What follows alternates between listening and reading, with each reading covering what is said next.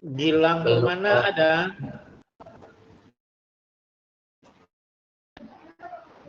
Mimi Karlina ada? Ibu Mimi ada? Nggak masuk, belum masuk Pak. Gilang Permana masuk, ada, ya. Jadi Gilang Permana ada Pak. Kayak Gilang Permana udah masuk ya? Iya Pak. Kayaknya bermasalah. Baik. Jadi yang belum masuk itu Ibu Nel Fitri, Ibu Lestari, dan Ibu Mimi ya? Betul Pak. Iya, 3 orang. Mudah-mudahan masuk dia sebentar lagi.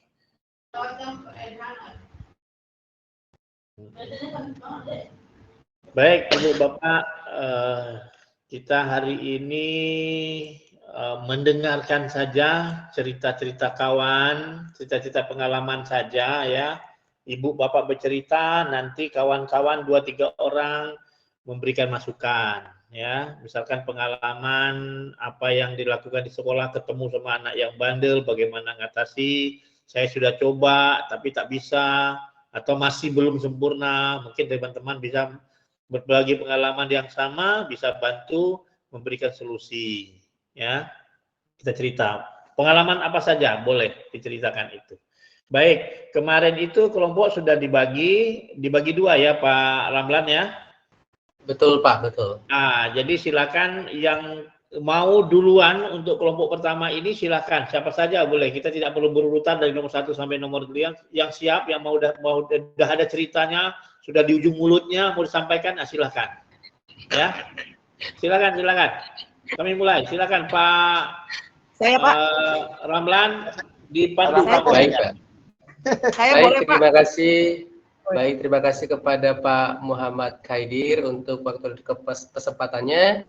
Kami dari kelompok 1 mungkin akan bergantian untuk menyampaikan terkait dengan pengalaman, dan nanti teman-teman dari kelompok 2 bisa memberikan solusi dari hasil pengalaman yang sudah kami ceritakan. Untuk sesi pertama, saya berikan kepada Ibu Hedi Rasmina untuk bercerita. Nanti disambung selanjutnya. Silakan Bu Hedi, waktu dan jaringan dipersilakan. Pak Ramlan? Pak Ramlan, ceritanya cukup 2 orang saja, nanti kita tanggapi. Ya. Nanti sambung lagi 2 orang, ya tanggapi. Jangan sekaligus semua, nanti bingung gimana satu mau ditanggapi. Ya. Siap Pak, Oke, siap. silakan. Ya, baik Pak. Silakan Bu Hedi, waktu dan jaringan dipersilakan. Terima kasih Pak Ramlan, terima kasih juga Pak Khaidir sebagai tutor kita. Selamat pagi Pak, salam sehat semuanya Pak. Kita diskusi ya Pak ya pada pagi hari ini tentang terkait masalah-masalah yang kita jumpain di dalam kita mengajar di dalam kelas. Saya hanya mau sharing Pak tentang masalah yang saya jumpai di dalam kelas itu seperti ini Pak. Mana tahu ada saran-saran dari teman, terutama dari Bapak juga Pak ya. Sebentar Pak ya. Nah, yang saya jumpai Pak, yang saya identifikasi masalah yang ada di dalam kelas itu satu aja sebenarnya sih Pak, kesulitan belajar siswa, termasuk siswa berkebutuhan khusus dan masalahnya dalam pembelajaran ketika kita mau melakukan pembelajaran berdiferensiasi di dalam kelas Pak. Jadi untuk mengatasi seperti itu, seperti apa ya Pak, karena sekolah kami itu bukan inklusi, namun sekarang ini kan pemerintah melarang tidak menerima siswa berkebutuhan khusus di sekolah-sekolah normal. Nah, termasuk di kelas saya itu ada anak yang siswa berkebutuhan khusus, namun tingkatnya tidak terlalu parah. Tahun lalu juga ada, tapi tahun ini ada 1, tapi itu baru masuk Pak, baru kemarin kalau nggak salah didaftarkan orang tuanya. Nah, jadi dia kurang konsentrasi di dalam belajar. Itu yang saya ketemukan di dalam kelas saya pada saat ini Pak. Mana tahu ada saran dari teman untuk mengatasi ini, karena dia kurang konsentrasi, sebagian juga bisa mengganggu teman, karena ulahnya dia tadi yang tidak mau diam, 1, terus anaknya bukan super aktif, ABK-nya dia bukan super aktif, tapi dia cenderung slow learner Pak, slow learner. Terima kasih Pak. Baik, Bu Hendi. Baik, terima kasih kepada Bu Hedi. Untuk yang kedua nanti saya Bu Susi, silakan Bu Susi. untuk bercerita Terima kasih Pak pengalaman. Ramlan buat kesempatannya. Saya juga mau berbagi cerita juga ya buat teman-teman dan Bapak tutor. Ya, saya punya pengalaman juga kebetulan dulu ya, masih saya di Elsada itu, saya pegang anak itu 2 tahun, ya 2 tahun.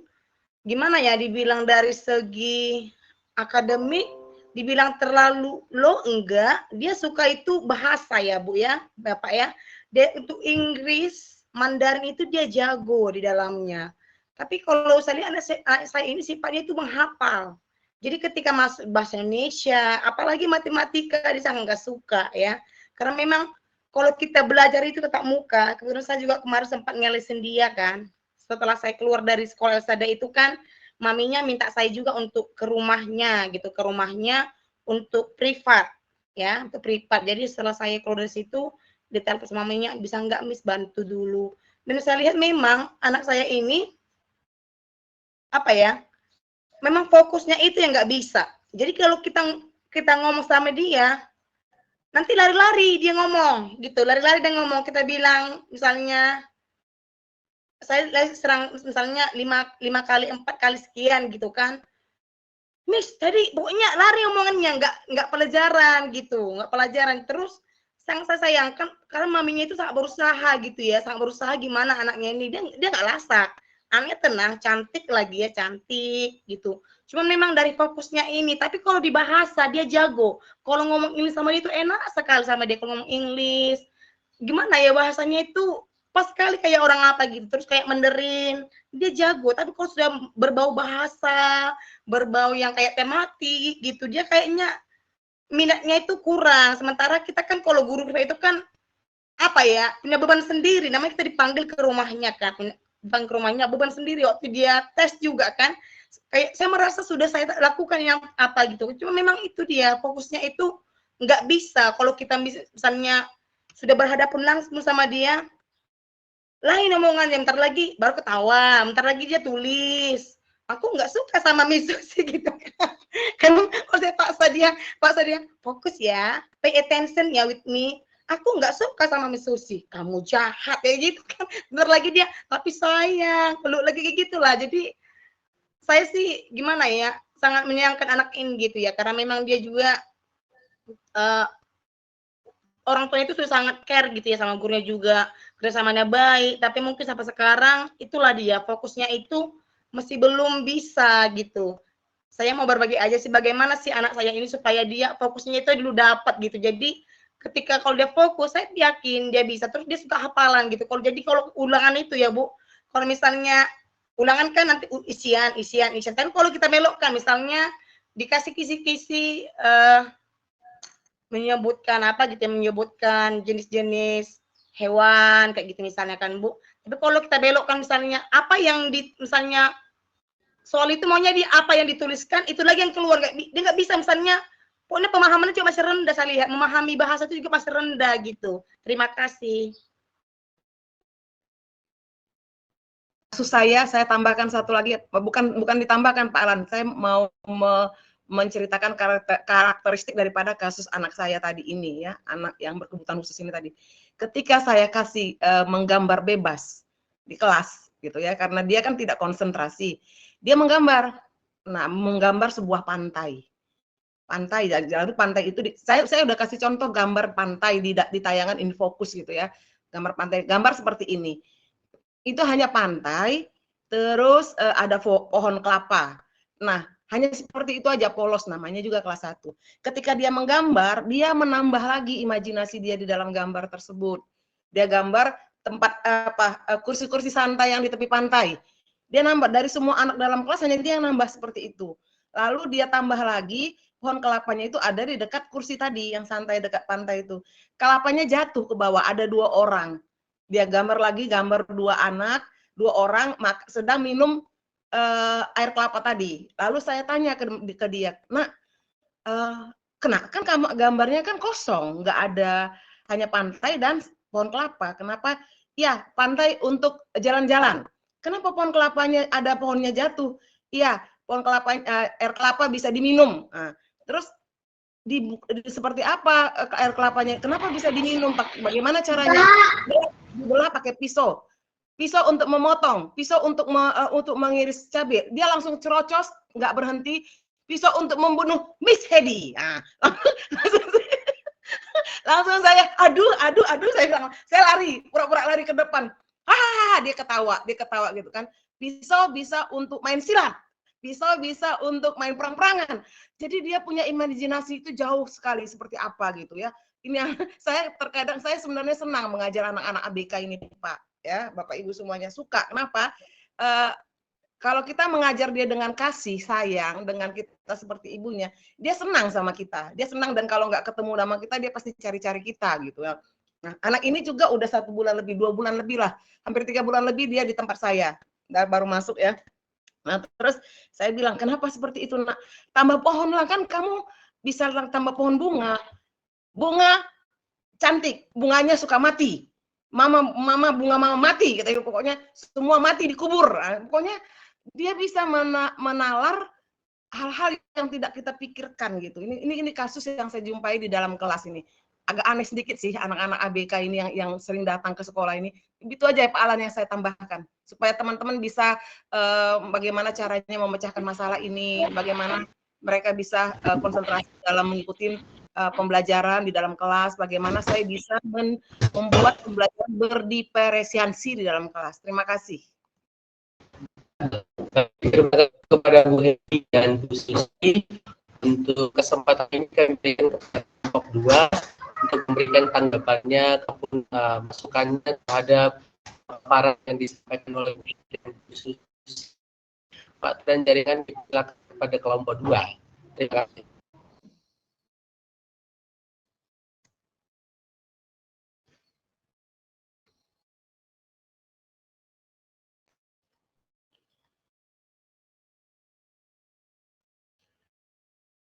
Silakan tuh, siapa itu? Bu Sherin ya? Sherin mau itu ya? Sherin sama Pak Januar. Ke Bu Sheryl dulu deh, Bu Sheryl. Boleh Bu saya, Sheryl Pak. baru pertama kali ya. Silakan Bu Sheryl. Ya, saya mau menanggapi yang Bu Susi sebentar, karena kasusnya sama dengan saya, Bu. Ada anak yang kurang fokus, kebetulan, tapi dia memang Ini bisa jago. Ibu Sherin ya? Iya, saya Pak, Bu Sheryl. Oke, lanjut Bu. Kasusnya sama Bu Susi, dengan saya juga ada beberapa anak itu yang memang fokusnya kurang ya Bu ya, kebetulan, tapi untuk berbahasanya itu malah lebih bagus. Itu sama Bu sama saya, cuman kemarin itu saya sharing dengan teman sejawat saya di kelas apa sih yang saya butuhkan. Ternyata saya kemarin itu dianjurkan untuk membuat asesmen diagnostik untuk anaknya. Asesmen diagnostiknya. Jadi untuk mengetahui apa sih yang disukai anak itu, apa sih yang tidak disukai anak itu. Nah, setelah membuat asesmen diagnostik, baru saya tahu, oh anak ini tidak suka begini, anak ini tidak suka kalau cara belajar kita seperti ini, sehingga saya mengatur ulang kembali untuk anak itu, dan anak-anaknya dia lebih senang tuh kayak kerjanya per kelompok, Bu. Kebetulan anak yang kasus saya Bu ya, senangnya berkelompok. Terus dia tuh lebih senang tuh keterkaitannya yang benar-benar yang ada di lingkungan dekat dia. Kayak gitu, misalnya kayak entah itu yang warna-warna yang dia suka, kayak misalnya waktu saya nganuin LKPD-nya dia tuh sukanya warna pink. Jadi pas satu kelompok dia itu saya bikin LKPD-nya warna pink, yang lainnya juga warna ini kayak gitu. Tapi ganti-gantian, tidak di kelompok mereka aja warna pink, yang sebelah sana warna pink tidak. Jadi kalau menurut saya aturan yang pertama sih membuat asesmen diagnostik dulu supaya kita tahu paham bahwa anak ini sukanya di mana. Nah, waktu saya melakukan itu, kebetulan dia suka, Bu Susi. Maksudnya fokus, walaupun awal-awalnya tidak, tapi lama-lama dia tertarik, fokus dia. Fokus dengan pekerjaan. Terus saya ngasih ini juga, Bu, permainan yang mencari kata. Jadi cari katanya itu entah saya kasih clue-nya, ini dekat sini nak, jadi dia berlari cari fokus. Itu dia senang, dia lebih suka ke kayak lebih ke praktek atau sambil bermain gitu, Bu Susi. Kalau anak yang di saya ya, gitu. Mana tahu ada yang lain bisa lebih bagus mendekapinya. Iya Bu Sheryl, sama juga Bu. Anak saya itu juga kan Bu. anak saya itu juga Bu, sebetulnya saya kan pegangin dulu kelas 2, kelas 3 saya pegang dia kan Bu dulu. Ya, Memang sama. dia suka berimajinasi Bu.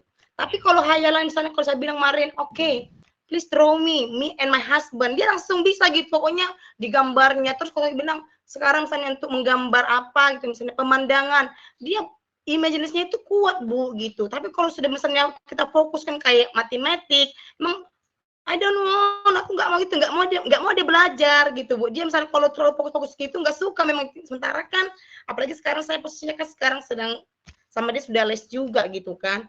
Jadi kita kan punya beban sendiri ya, harus bisa mau nggak mau kan. Dia sukanya gitu Bu, kayak mau warna, mau menggambar. Kalau Ibu suruh dia menggambar apapun, dia langsung terinspirasi Bu. Terus kayak bahasa Inggris itu Bu, dia jago. Untuk matematika bisa Bu, itu kita buat sambil mewarnai. Jadi dia apa jawabannya misalnya gitu. Nanti diwarnain sesuai dengan clue jawabannya. Saya pernah buat juga yang gitu Bu. Misalnya contoh kayak perkalian 3 kali 4. Di situ harus jawabannya di situ misalnya 15 yellow. Jadi dia harus mewarnai di situ misalnya 12 ya Bu ya, 15 yellow. Jadi dia sambil mewarnai itu juga bisa Bu. Jadi iya Bu. Lebih Kalau itu kan Bu masih kelas kecil kan Bu. Sekarang kan dia sudah kelas 4 nih. Kayak kemarin kan materinya masuk ke pecahan, kayak kepecahan ke apa lagi Bu materi kemarin saya waktu ajar dia. Kan sudah sangat perlu apa ya, tinggi kan Bu, bukan tingkat sampai SD itu kan udah tinggi Bu materinya, kayak apalagi matematiknya Bu. Terus kayak apa membuat kalimat cerita apa? Tapi dalam bentuk kalimat apa Bu? Kalimat matematika tapi kalimat itu Bu. Matematikanya soal bercerita gitu Bu. Jadi dia harus menalarkan misalnya A tambah B sama yang sekian kayak gitu Bu. Jadi dia memang situ susah untuk apa. Jadi kita memang jangankan itu ya, bukan fokusnya aja kadang kalau kita fokuskan dia kan dia marah gitu. Memang susahnya di fokusnya itu sih Bu.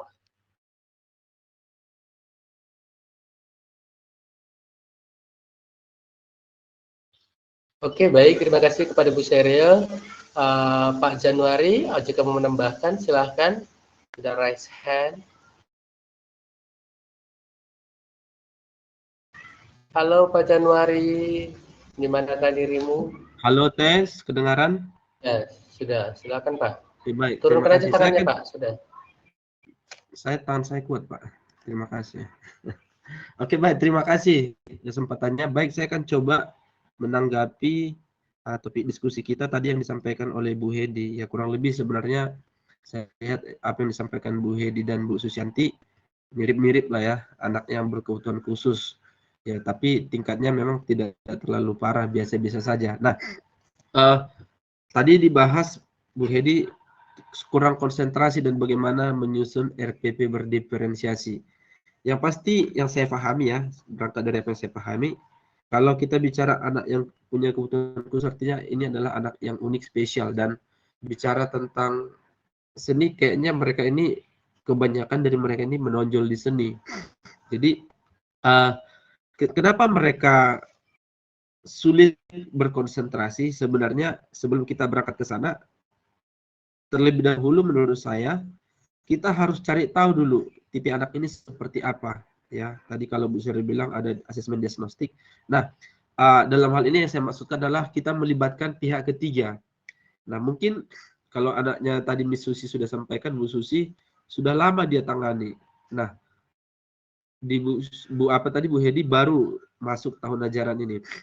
Nah, berarti yang saya maksudkan adalah bagaimana ya sekolah atau kita guru ya dan orang tua itu berkolaborasi. Kita tidak bisa hanya menonjolkan ilmu yang kita pahami ya. Sekalipun sebenarnya kita semakin hari semakin berkembang ya, dengan teknologi yang ada kita bisa mencari berbagai sumber. Tetapi dalam hal ini kita harus mengenal dulu karakteristik anak tersebut ya. Kalau bicara tadi Bu Hedi bilang dia tidak terlalu parah, itu kan gambaran Bu Hedi sendiri seperti itu ya. Atau Bu Susi tadi sampaikan juga. Tetapi apakah sudah ada hasil dari pihak ketiga tadi, misalnya ada lembaga khusus yang mungkin bisa membantu untuk mengetahui karakteristik anak ataupun jenis gangguan yang dialami oleh anak tersebut, sehingga mungkin dia bisa dikategorikan ke dalam karakteristik seperti apa, seperti itu ya. Namun halnya mengenai hal bagaimana mengatasi anak yang kurang konsentrasi atau fokus tadi, tentunya anak-anak seperti ini memang mereka adalah anak-anak yang cenderung memang susah untuk berkonsentrasi. Nah, susah untuk fokus. Beberapa hal yang mungkin bisa kita pahami menyebabkan hal tersebut adalah sebenarnya salah satunya adalah gangguan di sekitar, ya. Jadi anak-anak tersebut kan mungkin kita sadar atau tidak sadar mungkin, atau kita tahu atau tidak tahu mungkin bisa saja tawa riang temannya atau ketika temannya tertawa di sampingnya itu bisa merusak fokus dia ke pembelajaran. Jadi anak seperti ini kan relatif sensitif dia. Jadi fokusnya itu gampang terpecah seperti itu, sehingga ketika dalam suasana pembelajaran kelas, ya ketika mungkin ada temannya nyeletuk atau mau izin ke toilet seperti itu kan, anak-anak seperti ini fokusnya bisa terpecah. Jadi memang guru harus jeli untuk ya memperhatikan anak-anak yang memiliki kebutuhan seperti ini ya. Jadi beberapa hal mungkin yang menyebabkan anak tersebut bisa kurang fokus, salah satunya adalah mungkin ya gangguan di sekitar ya. Seperti tadi mungkin saya bilang tawa temannya atau hal-hal yang terjadi di sekitarnya seperti itu ya. Sehingga memang itu merusak konsentrasi anak tersebut. Di satu sisi juga anak seperti ini yang saya tahu ya, mereka ini cenderung juga suka mencari perhatian. Jadi mereka butuh diperhatikan. Karena memang dari lingkungan mereka sendiri mungkin mereka merasa ya kurang diperhatikan. Biarpun sebenarnya orang-orang di sekitar mereka udah relatif memperhatikan mereka, tetapi mereka punya dunia tersendiri. Bagaimana tipe orang yang bisa memperhatikan mereka? Yaitu adalah orang yang bisa masuk ke dunia mereka. Seperti yang saya pahami ya. Jadi kalau kita paham betul tentang karakteristik anak kita ini, ya otomatis kan kita belajar nih mencari solusi. Nah, jadi untuk lebih akuratnya hasil mengenai anak tersebut, ya mau tidak mau kita harus libatkan pihak ketiga tadi. Siapa itu, mungkin psikolog lah atau apapun. Nah, memang ini butuh kerjasama dengan orang tua kan, karena memang anak kita di sekolah, tapi secara keseluruhan anak itu juga adalah anak dari orang tersebut. Jadi memang kasus-kasus seperti ini memang butuh penanganan dan kesabaran khusus dari guru atau sekolah. Kalau dalam kondisi tadi Bu Hedi sudah menerima di awal tahun, sekalipun pemerintah misalnya ada aturan, saya nggak tahu juga ya, melarang, ya artinya Bu Hedi sudah siap dengan segala risiko yang ada, di samping pengalaman yang selama ini sudah dimiliki seperti itu ya. Tapi menurut saya alangkah baiknya memang harus melibatkan pihak ketiga. Ya kalau masalah nanti ada kesulitan di mana, mungkin itu kan hanya solusi aja dari kita. Jadi libatkan pihak ketiga. Pihak ketiga itu maksudnya adalah selain kita sekolah dan orang tua, berarti pihak ketiga itu adalah pihak luar atau pihak psikolog tadi. Nah, terkait mengenai pembelajaran berdiferensiasi ataupun rencana pembelajaran berdiferensiasi, jadi ini kemudian sejalan dia dengan mengetahui karakteristik anak tersebut, kita kemudian bisa menyusun satu pembelajaran atau RPP yang berdiferensiasi. Dari mana? Bahwa kita mengetahui kebutuhan siswa tersebut. Dengan mengetahui kebutuhan siswa tersebut, kita bisa menyusun pembelajaran yang seperti apa yang kira-kira. Ya kan, karena kita kan tadi berangkat dari data, bukan asumsi kita. Ya kan, data ini didapat dari satu mungkin asesmen yang sudah dilakukan oleh pihak yang di dalam itu adalah berkompetensi seperti itu. Jadi dengan data yang ada, menurut saya itu akan membantu dengan sangat maksimal, sehingga nanti kemudian ketika dalam proses pembelajaran, kalau kemudian kita masukkan dia dalam berkelompok, bermain, atau tadi dibilang kita udah mengenal sedikit banyak, mungkin dia suka mewarnai, kita kemudian bisa tahu nih anak ini atau suka dalam hal seperti apa, sehingga kita bisa mengarahkan menuntut anak tersebut. Tadi pembelajaran matematika contohnya kan disampaikan oleh Bu Sheryl, bagaimana dia kemudian suka mewarnai, berarti ada hasil jawabannya itu mewarnai. Atau mungkin ketika dia suka olahraga, ya bisa juga anak-anak tersebut bisa disuruh belajar matematika sambil olahraga. Artinya seperti apa? Contoh mungkin lompat 3 kali 3 ke depan. Artinya anak-anak kan tersebut berpikir dia. Nah, kembali kita harus memang memahami ya karakteristik anak tersebut atau seperti apa anak tersebut, sehingga kemudian tadi ada bahasa kita dalam tanda kutip berkebutuhan khusus itu benar-benar terakomodasi gitu loh. Jadi tidak hanya sebatas kita tahu dan kita berpikir sendiri. Menurut saya itu bagus, tetapi alangkah memang sangat lebih bagus kalau dalam hal ini kita melibatkan ya pihak ketiga tadi yang saya sebutkan dalam hal ini. Itu pendapat saya teman-teman. Terima kasih. Oke, terima kasih kepada Pak Januari. Ada mau menambahkan dari kelompok 2? Ada Bapak Ibu dari kelompok 2 yang ingin menambahkan atau seperti apa? Dari Bu Polma, Bu Mawarni, Sebentar Pak Alan, saya mau ya silakan Bu. tanya tanggapi dulu dari diskusi ini yang disampaikan oleh Pak Januari tadi. Kalau pertama kali kita harus melakukan asesmen awal, anak tersebut tidak bisa melakukan asesmen awal. Kalau yang lain sih oke ya, bisa. Asesmen awal itu bisa kita dalam pertanyaan boleh. Terus juga dalam konteksnya tertulis juga boleh, non konektif pun boleh, atau konektif pun boleh sebenarnya kalau di Kur Merdeka ini. Nah, ketika kita melakukan asesmen awal untuk mengkelompokkan karakteristik daripada anak-anak yang kita didik dalam kelas, yang lain sih bisa kita kelompokkan, tapi untuk anak ini dikelompokkan kemana? Kertasnya aja kosong.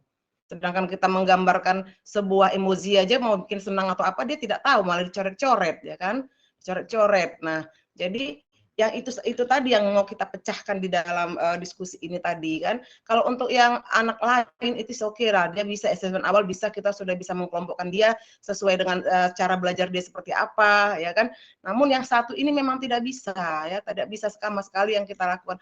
Kita kasih, nah kita terus coba yang mana kamu suka tertawa, suka ini, malah dia lihat wajah kita, ketawa, harus coret-coret dia kan. Nah, memang dalam anak berkebutuhan khusus ini, kalau kita tidak pernah menanganinya, mungkin gampang sih kita memberikan saran begini-begini. Tapi kalau memang yang sudah guru-guru yang mengalami atau yang pernah mengajar anak-anak berkebutuhan khusus di dalam kelas, bergabung dengan anak-anak ya non berkebutuhan khusus, memang mengalami sedikit kesulitan ya, Jadi maaf, apakah Bapak Januari pernah mengalami atau menerima anak di dalam kelasnya ada anak berkebutuhan khusus atau tidak, saya tidak tahu juga ya. Namun mungkin teman-teman yang udah punya seperti ini, ya anak-anak ada di dalam kelasnya seperti ini kategorinya, mungkin sama seperti saya juga mengalaminya ya. Jadi seperti itu. Karena terkadang anak ini memang dia tidak konsentrasi di dalam pembelajaran.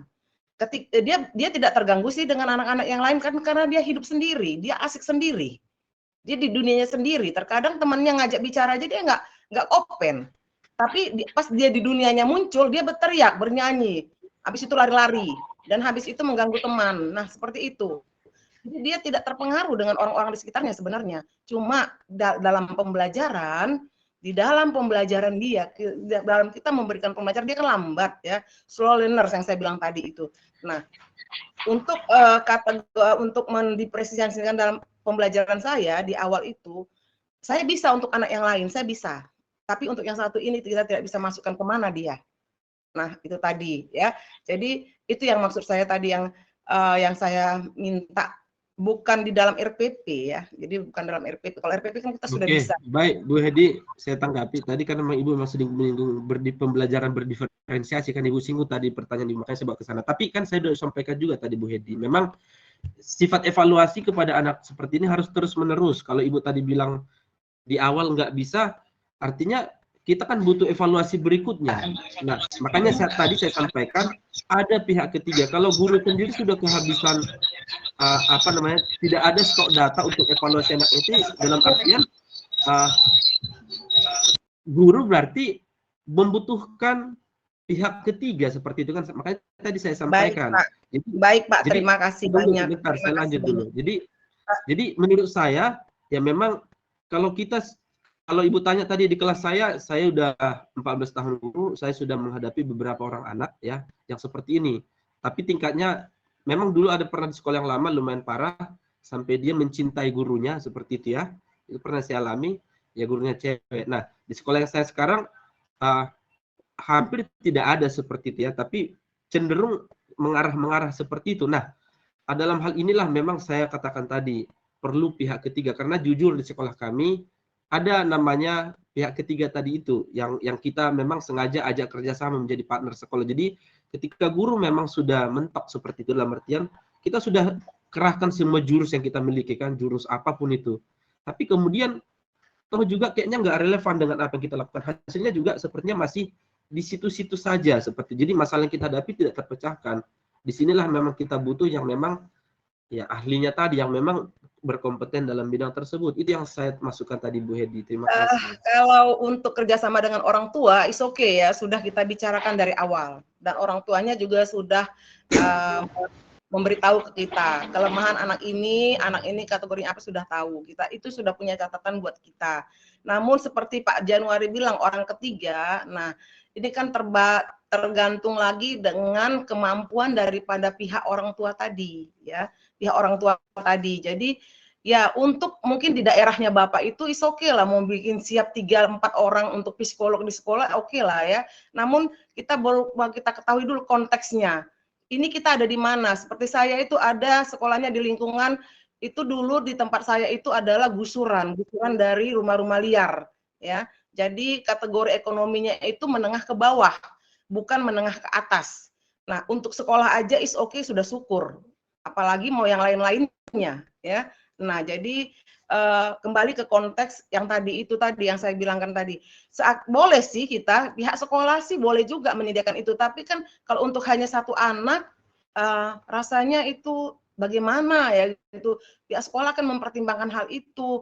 Tapi kan untuk anak-anak yang seperti ini, di dalam perkembangan edukasi mungkin tidak signifikan ya, mungkin kemandirian aja yang paling diminta oleh para orang tuanya untuk dia memang bisa sudah mandiri dalam segala hal, itu yang mereka minta. Namun untuk dia di dalam edukasi mungkin maksudnya pendidikan dia seperti anak-anak yang lain itu mungkin tidak menjadi satu target buat orang tuanya gitu ya. Namun di dalam ketika dia masuk ke sekolah umum seperti ini, mungkin itu membuat sebuah terapi buat dia. Hari demi hari dia berteman kepada orang-orang yang teman-teman yang tidak seperti dia itu, sedikit dia membuat diri dia tenang, apalagi nanti sampai dia kelas 6 akan menjadi dia itu seperti lama-lama ya dia melihat, oh nggak ada orang seperti ini, emosinya bisa terkendali lah ya, kita memaklumi apa tujuan daripada orang tua tersebut. Karena saya kan seorang juga, seandainya anak saya ditolak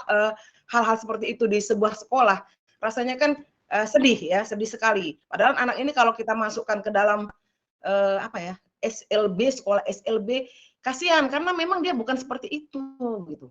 Bukan seperti yang kalau di SLB kan gabung semua. Jadi itu akan membuat mereka tuh kan menjadi lebih parah dengan anaknya seperti ini. Nah, kalau dia di sekolah normal, dia nggak kelihatan sih sebenarnya, nggak kelihatan.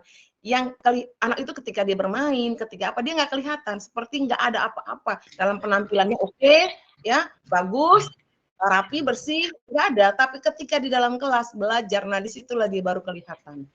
Baru kelihatan anak itu, oh ini anaknya begini, ya, ini anaknya begini, seperti itu. Jadi itu yang maksud saya Pak Januari. Memang saran Pak Januari itu bagus, orang ketiga itu sih bagus ya. Psikolog ya contohnya itu disiapkan di sebuah sekolah. Tapi untuk kategori sekolah seperti apa ya, maaf aja ya Pak Januari, tempat kami itu belum mampu. Terima kasih. Oke, saya tanggapi sedikit lagi Bu. Saya juga lupa tadi menyampaikan terkait anak yang seperti ini. Maaf Bu Hedia, saya punya adik yang seperti itu dan sudah meninggal sekarang di usia 19 tahun. Jadi pengalaman saya dengan adik saya itu bagi saya itu cukup sudah sangat dalam lah mengenai hal seperti. Jadi saya bisa memahami hal-hal seperti ini. Cuman untuk mengajari mungkin ya butuh pengalaman yang mungkin seperti Bu Hedi sudah bilang sudah bertahun-tahun. Tapi memang kalau bicara pihak ketiga tadi memang ini relatif ya. Karena apa? Tergantung memang itu tadi. Memang kalau memang terkendala di biaya artinya ya sekolah yang sudah menerima murid tersebut mau tidak mau harus melatih guru-gurunya seperti itu menurut saya supaya ya bisalah mengatasi persoalan yang mungkin ke depan akan ada lagi seperti itu. Jadi ya memang teorinya banyak sih, cuman prakteknya itu memang harus terjun langsung supaya kita memang bisa berpengalaman dan lambat laun kita juga semakin terampil di dalam itu. Saya pahami sih teman-teman sekalian. Bu Hedi, terima kasih. Iya, saya sih ngomongnya Pak Wandi. Bentar Bu Hedi. Ya, saya sih setuju dengan Pak Wandi ya memang ya. Memang seperti yang bilang Pak Wandi, memang kalau sekolah sudah mau bersiap untuk menerima anak seperti itu, ya mau nggak mau mungkin gurunya ada dikasih pelatihan gitu. Memang sih kalau kasus saya ini Pak Wandi, dia kan kelas 4 SD, kalau kaya Bapak itu pengacara ya. Cuman mungkin orang tua ini nggak mau lagi. Saya kemarin bilang masih terapi gitu kan ke psikolog gitu. Jadi sekarang Jadi bapaknya itu bilang nanti kalau dimasukkan ke gitu sudah kayak anaknya sudah terlalu parah tingkat apanya. Padahal sebenarnya dia memang masih ada ABK-nya gitu, walaupun ringan gitu. Dari konsentrasinya, melihat kita gitu ya kan. Memang seperti yang Pak Wandi bilang, tadi kan perlu orang ketiga yang benar Pak Wan. Menurut saya sih itu sangat benar Pak, karena kita sudah lakukan partnya kita sebagai guru di kelas ya. Bahkan kita juga dulu sekolah itu kadang-kadang ada juga kita diikutkan dengan pelatihan seperti itu untuk anak ABK. Kadang-kadang ada yang mengasih mas-mas ke sekolah gitu yang kayak pada waktu kita belajar ABK itu ibu apa itu ya, ibu yang psikolog gitu ya. Dia kadang-kadang masuk ke sekolah-sekolah, kami itu dikasih pelatihan sedikit-sedikitnya itu. Memang ya kita sudah kita lakukan bagian kita. Memang perlu lah Mbak Pak Wandi saya rasa untuk psikolog itu atau orang ketiga. Memang kalau kasusnya saya beda Bu ya dengan Bu Hedi itu memang. Kalau ini sih memang orangnya berada. Cuman kemarin saya tanya nggak pernah lagi terapi Mami, nggak lagi Miss karena papinya gimana mungkin merasa kalau sudah anak ikut terapi itu sudah kayak terlalu apa kali gitu Bu.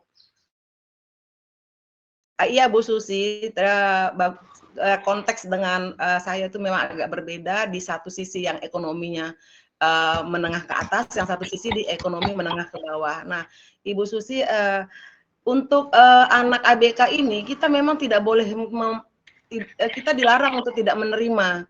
Walaupun kita di sekolah itu tidak bisa menyiapkan orang ketiga tadi seperti tenaga ahli psikolognya itu tadi. Nah, di dalam ANBK, ujian ANBK beberapa tahun yang sudah berlalu itu survei lingkungan belajar pertanyaan mengenai anak ini terhadap anak-anak yang tidak berkebutuhan itu separuh pertanyaan seperti itu. Makanya banyak sekali sekolah di dalam survei lingkungan belajar sekarang ini di rapot mutunya merah karena mereka tidak merasa ada anak ABK di situ. Padahal kan di survei lingkungan belajar ANBK yang dilaksanakan beberapa tahun ini itu pertanyaan itu banyak. Nah, artinya memang pemerintah itu mengajak kita untuk bisalah berkolaborasi seperti itu. Nah, makanya ketika ada anak seperti ABK di tempat kita mengajar, di tempat kita sekolah, nah kita memberikan sosialisasi mental kepada anak-anak karakter bahwa anak ini harus dihargai, dibantu dan teman. Ketika dia menjawab kena ke kelas 5 nanti dia masuk untuk mengisi survei lingkungan belajar, dia bisa menjawab dengan baik. Nah, ketika dijawab nanti tidak sesuai, ya itu akan raport mutunya akan merah. Percayalah. Oke, terima kasih. Oke, baik. Terima kasih kepada Pak Januari, kepada Bu Suci dan Bu Hedi atas masukannya, atas pertanyaan yang diberikan, dan kepada Bu Cheryl tadi. Baik, selanjutnya kita masuk ke pertanyaan kedua. Mungkin dari saya, buat teman-teman semuanya, untuk sesi diskusinya ya. Pengalaman saya adalah seperti ini. Pak Alan, sebentar saya hanya sedikit aja. Jadi berdasarkan survei lingkungan belajar tadi, Pak, maaf ya, ketika tahun ke tahun kita menerima anak seperti itu, ya saya bersyukur ya, puji Tuhan, sekolah saya salah satunya di kecamatan yang menerima, cuma 2 swasta yang menerima dana kemajuan berprestasi di survei lingkungan belajar dari pemerintah, mendapat dana bantuan seperti itu ya, 25 juta itu kita dapat. Nah, untuk tahun ini sekolah kami 1 di kecamatan saya. 1 lagi ada sekolah swasta dan 1 negeri. Jadi hanya cuma 3 kecamatan. Di kecamatan 3 yang mendapat bantuan dari survei lingkungan belajar yang raport mutu kami lebih meningkat. Namanya dana kemajuan berprestasi. Oke, terima kasih Pak. Oke, baik. Terima kasih kepada Bu Hedi. Ya, teman-teman, mungkin terkait dengan pengalaman yang saya alami, yaitu salah satunya untuk tahun ajaran baru ini di kelas 1 kami itu ada 1 anak, dia itu bisa dikatakan anak itu dalam kognitifnya membaca, berhitung, dia mampu dan dia bisa. Dan ada juga 1 anak yang kalau dibilang ingatannya itu tidak ada. Coba kita belajar A, B, C, D. Dia ingat, kemudian ulangi lagi. Dia tidak tahu lagi menyebutkan A apa itu. Ini ada 2 anak yang berbeda. 1 anak dia mampu mengikuti pembelajaran membaca bisa, kemudian berhitung bisa. Satu anak lagi adalah daya ingatnya itu kurang, gitu ya. Jadi gurunya ini mengeluh kepada saya terkait dengan anak tersebut, kemudian saya sampaikan, tolong koordinasikan dengan orang tua. Tetapi sebelumnya saya sudah sampaikan kepada kepada gurunya, tolong ditelusuri waktu dia mengikuti pembelajaran di taman kanak-kanak. Nah, kemudian kita sudah dapat informasi di TK sebelumnya bahwa anak ini, iya Pak, kita mengakui bahwa anak itu dalam ingatan dia tidak bisa. Ketika misalnya tulis dulu 1, ini angka 1 ya nak, gitu. Nah, dia menuliskan besok. Kita tutup angka 1 itu, tadi ke mana angka 1 tolong tulis, dia nggak bisa lagi. Padahal beda selang waktu misalnya 20 detik lah atau 1 menit. Gitu. Kemudian yang satu lagi, tipe anaknya ini membaca, menulis bisa, tetapi lasaknya minta ampun dan tidak mau standby di dalam ruangan kelas. Jadinya kepala sekolah yang mengajari ini, saya fokuskan dia. Setiap pembelajaran dia masuk ke ruangan saya dan yang lainnya duduk dengan masing-masing. Kan kadang saya sebagai kepala sekolah itu kan waktunya itu tidak memadai begitu ya, dan otomatis juga anak ini harus terkadang bergabung dengan teman-temannya gitu. Kemudian dia suka coret-coret lah, kemudian bajunya dia datang pagi itu rapi, bersih, ganteng. Kemudian nanti di jam pertama bajunya itu sudah kayak seperti apa lah dibilang ya. Kalau misalnya saya tinggalkan, kalau saya kan dia masih. Tetapi satu anak ini yang tadi yang saya sampaikan itu dia bisa membaca, menulis. Kalau kita ambil bambu atau penggaris gitu, dia bisa harus tertib. Tapi lasaknya itu minta ampun. Tapi kalau saya pukul, kemudian mohon maaf lah, saya jewer di sininya, dia bisa tertib. Tetapi dalam satu sisi dia harus dalam kekerasan. Kemudian saya sudah komunikasi dengan orang tuanya, iya Pak, silakan aja dengan kekerasan. Dan orang tuanya sekarang juga sudah melakukan dia terapi di rumah sakit Awal Bros, gitu ya. Tetapi saya lihat secara perkembangannya tidak ada. Kemudian anak ini, mohon maaf, ketika ada ingusnya keluar dari itu, mohon maaf dia tidak tahu membersihkan, dia mohon maaf dijilat, dimakan begitu. Jadi guru-guru saya pun jijiknya minta ampun, jadi dia nggak mau mengajari anak itu. Jadi kalau anak itu nggak datang 1 hari itu, dia merasa terbebas dari beban tugasnya. Jadi kita selalu komunikasikan dengan orang tuanya. Dia selalu kita komunikasikan dengan bukan jahat Pak, cuma kadang mungkin dia sudah memberikan yang terbaik, tapi itulah mungkin batas kemampuannya begitu. Tapi makanya dia selalu komunikasikan dengan saya sebagai kepala sekolah. Kemudian saya selalu komunikasikan ini dengan orang tua. Jadi menurut pendapat teman-teman, bagaimana tingkat solusi yang terbaik mungkin ya, yang bisa dari teman-teman semuanya berikan, karena saya sudah gambarkan tadi, sejauh ini untuk anak yang tadi yang pelupa itu, pulang sekolah saya sampaikan kepada orang tuanya, Bu, ini harus dipegang dulu 1 guru. Udah dipegang hampir bulan 10, berarti kurang lebih 3 bulan. Sama juga, perkembangannya tidak ada. Tulis A, kemana tadi huruf A? Udah lupa, dikasih tonton dulu A, B, C, D, kemudian ditulis lagi, dimatikan, tetap juga tidak bisa. Jadi guru yang mengeleskan ini kan jadi merasa berhutang budi gitu. Padahal bayar, tapi perkembangan anak itu tidak ada. Kalau yang itu tadi dia tidak dileskan memang karena jadi saat kami kemarin bilang dia lebih cepat pulang. Kalau kita itu kan kelas 1 itu pulang jam 1:30. Jadi saya bilang tolong pulang lebih cepat. Jadi dia kelas itu karena mungkin otaknya itu udah agak lelah gitu kan mengikuti pembelajaran. Tapi dia menulis malas. Tapi kalau kita tanya 2 tambah 3 bisa. Dia tetapi kan kekerasan. Ya kekerasan tadi adalah penggaris di meja saya itu baru dia melakukan kegiatannya. Mungkin seperti itu dari saya, nanti ditanggapi dari teman-teman. Kemudian masih ada dari kelompok 1 itu dilanjutkan oleh Ibu Laiba. Satu lagi Bu, kasusnya boleh diceritakan nanti biar ditanggapi dari kelompok 2. Ibu Laiba. Baik, Bapak Ibu. Kalau dari kelas saya ya.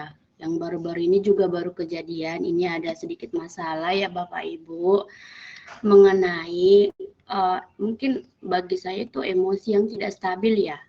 Karena begini, dia kasusnya begini, dia ini ada seorang anak laki-laki, dia ini nggak bisa diganggu oleh teman-temannya. Kalau dia diganggu, dia itu kayak responnya itu kayak teriak, kayak memukuli benda-benda yang ada di sekitarnya, bahkan teman-temannya juga seperti itu. Contoh yang hari Kamis ada pelajaran taekwondo di sekolah kami, ada pembelajaran taekwondo seperti itu. Jadi selesai taekwondo kan istirahat anak-anak. Jadi anak-anak yang bermasalah ini, bukan bermasalah sih, yang emosional ini, dia diejek oleh teman-temannya, maaf ya Bapak Ibu, bencong seperti itu. Jadi pada saat dia dikatain seperti itu oleh teman-temannya, dia itu mengambil tupperware yang isinya air, itu tupperware-nya besar, dia memukuli teman-temannya sampai teman-temannya biru-biru, sampai kepalanya benjol-benjol semua. Nah di situ saya takut, ya kan? Saya takut, tapi saya nggak langsung marahin dia. Saya nggak marahin dia, tapi saya bawa dia keluar ruangan. Di situ saya lihat bibirnya bergetar, mukanya pucat, tangannya dikepal, matanya melotot seperti itu ya Bapak Ibu. Terus saya tenangkan dia, saya kasih air minum, terus dia nangis. Dia nangis, dia minta maaf seperti itu. Kalau dari keseharian pembelajaran, dia ini termasuk anak yang lumayan pintar karena dia masuk juga di 10 besar dan anaknya sopan. Hanya saja dia kalau dipancing sedikit saja dia emosinya luar biasa Bapak Ibu. Jadi menurut saya bagaimana sih cara mengatasi anak yang seperti ini Bapak Ibu guru? Terima kasih.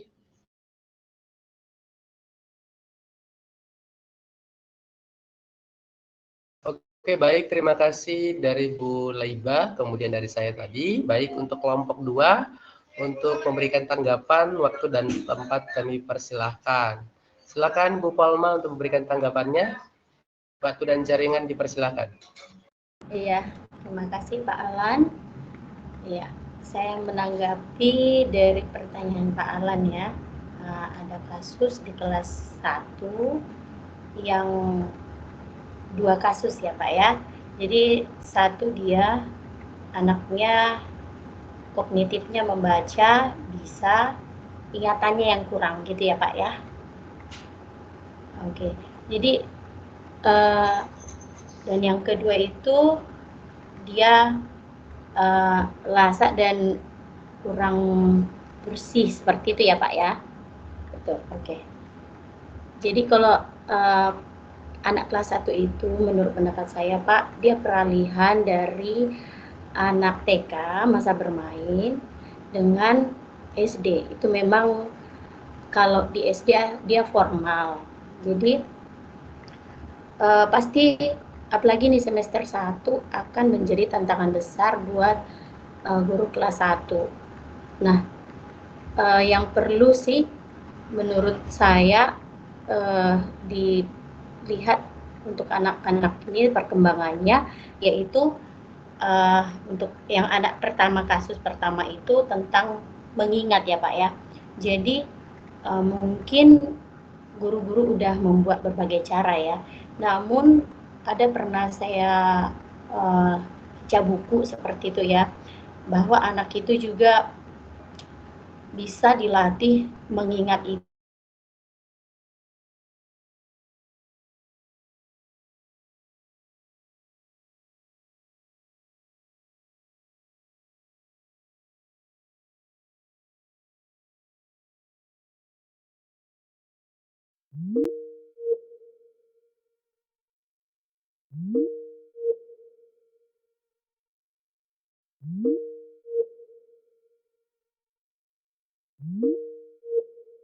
Dia bisa menyerap dalam ingatannya, otak dia seperti itu.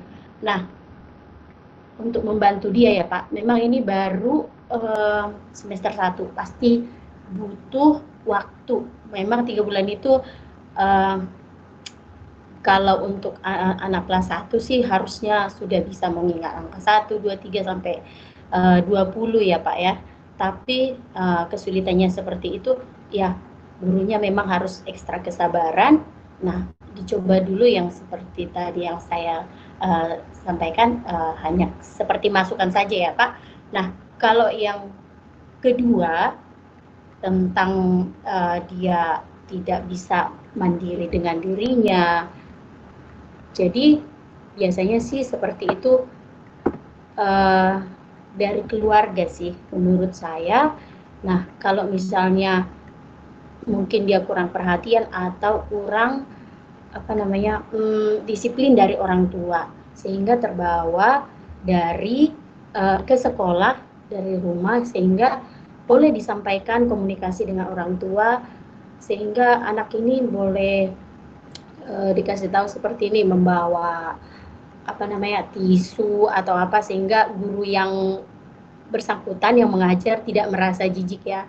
Karena kalau udah merasa jijik, anak nggak bisa open heart ya dengan gurunya gitu ya.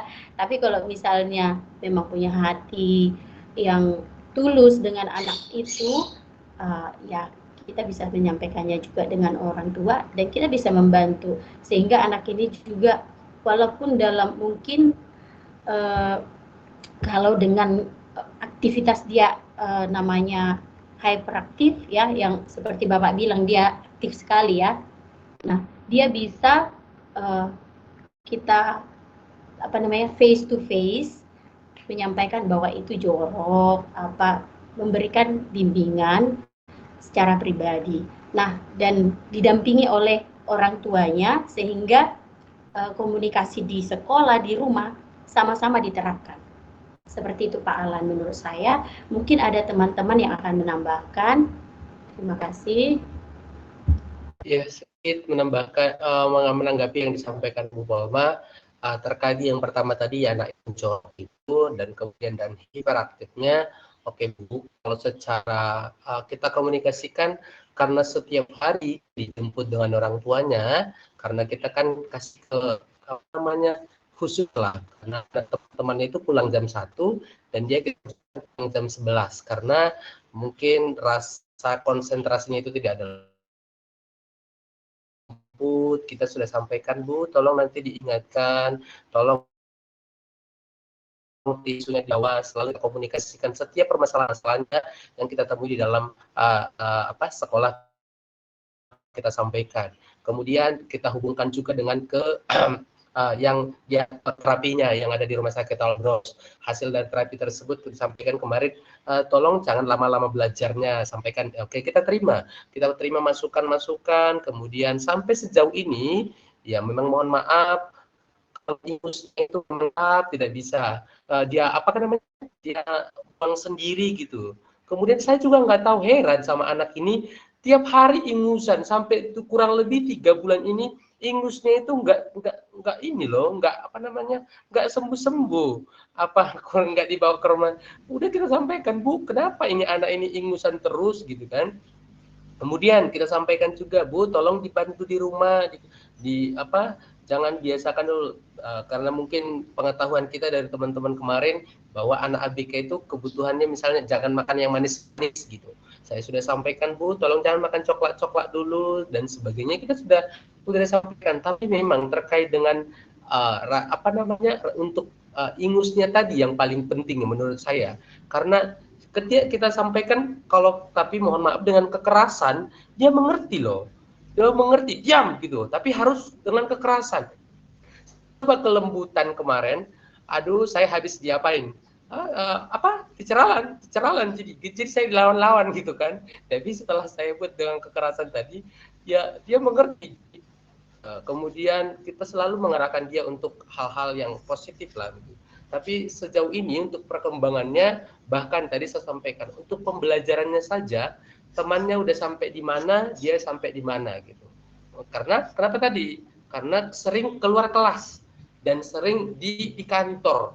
Padahal sudah saya ingatkan, kalau saya tidak di ruangan, tolong dimasukkan saja gitu. Tapi mungkin teachernya sudah menjelaskan di depan, kemudian karena teachernya begini, tiba-tiba lari itu kabur loh itu dari apa? Dari kelas gitu kan, kabur sendiri dia. Saya bilang, tolong pintu dikunci gitu, karena mungkin guru ini tahulah dia kadang lupa untuk mengunci, bisa-bisalah anak kabur sampai dia kemarin pergi ke jalan raya. Saya udah kebingungan kemana anak ini kaburnya gitu ya. Kemudian yang kedua, yang masalah yang disampaikan Bu Polma tadi yang lupa, yang untuk mengingat anak ini. Nah, seperti bermain pasir, permainan gitulah Bu Polma ya.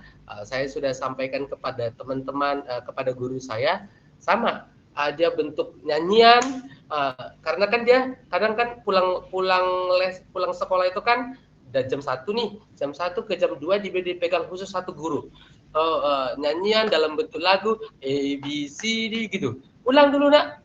Nggak tahu, mengulang saja gitu loh. Kemudian tulis dulu udah diputar di layar itu, di layar monitor komputer kan gitu.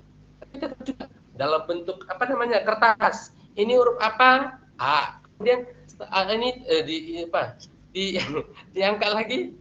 Apa tadi Jar? Apa tadi Jar? Jadi gitu. Jadi saya juga bingung anak ini. Tapi kalau sejauh ini sih mungkin kita komunikasikan dengan orang tua. Orang tuanya sih welcome menerima kelemahan anaknya seperti apa. Mungkin apalah namanya, karena mungkin orang tua juga terbatas dari kebutuhan dana ya. Kita juga nggak bisa memaksakan secara ini. Tetapi biarlah ini menjadi tanggung jawab saya lah dan teman guru-guru di sekolah. Bagaimana nanti kedepannya anak ini bisa mengalami perkembangan. Janganlah dulu signifikan. Saya harap setidaknya menghitung sampai 10 itu dia sampai kelas semester 1 ini saya sudah sangat luar biasa.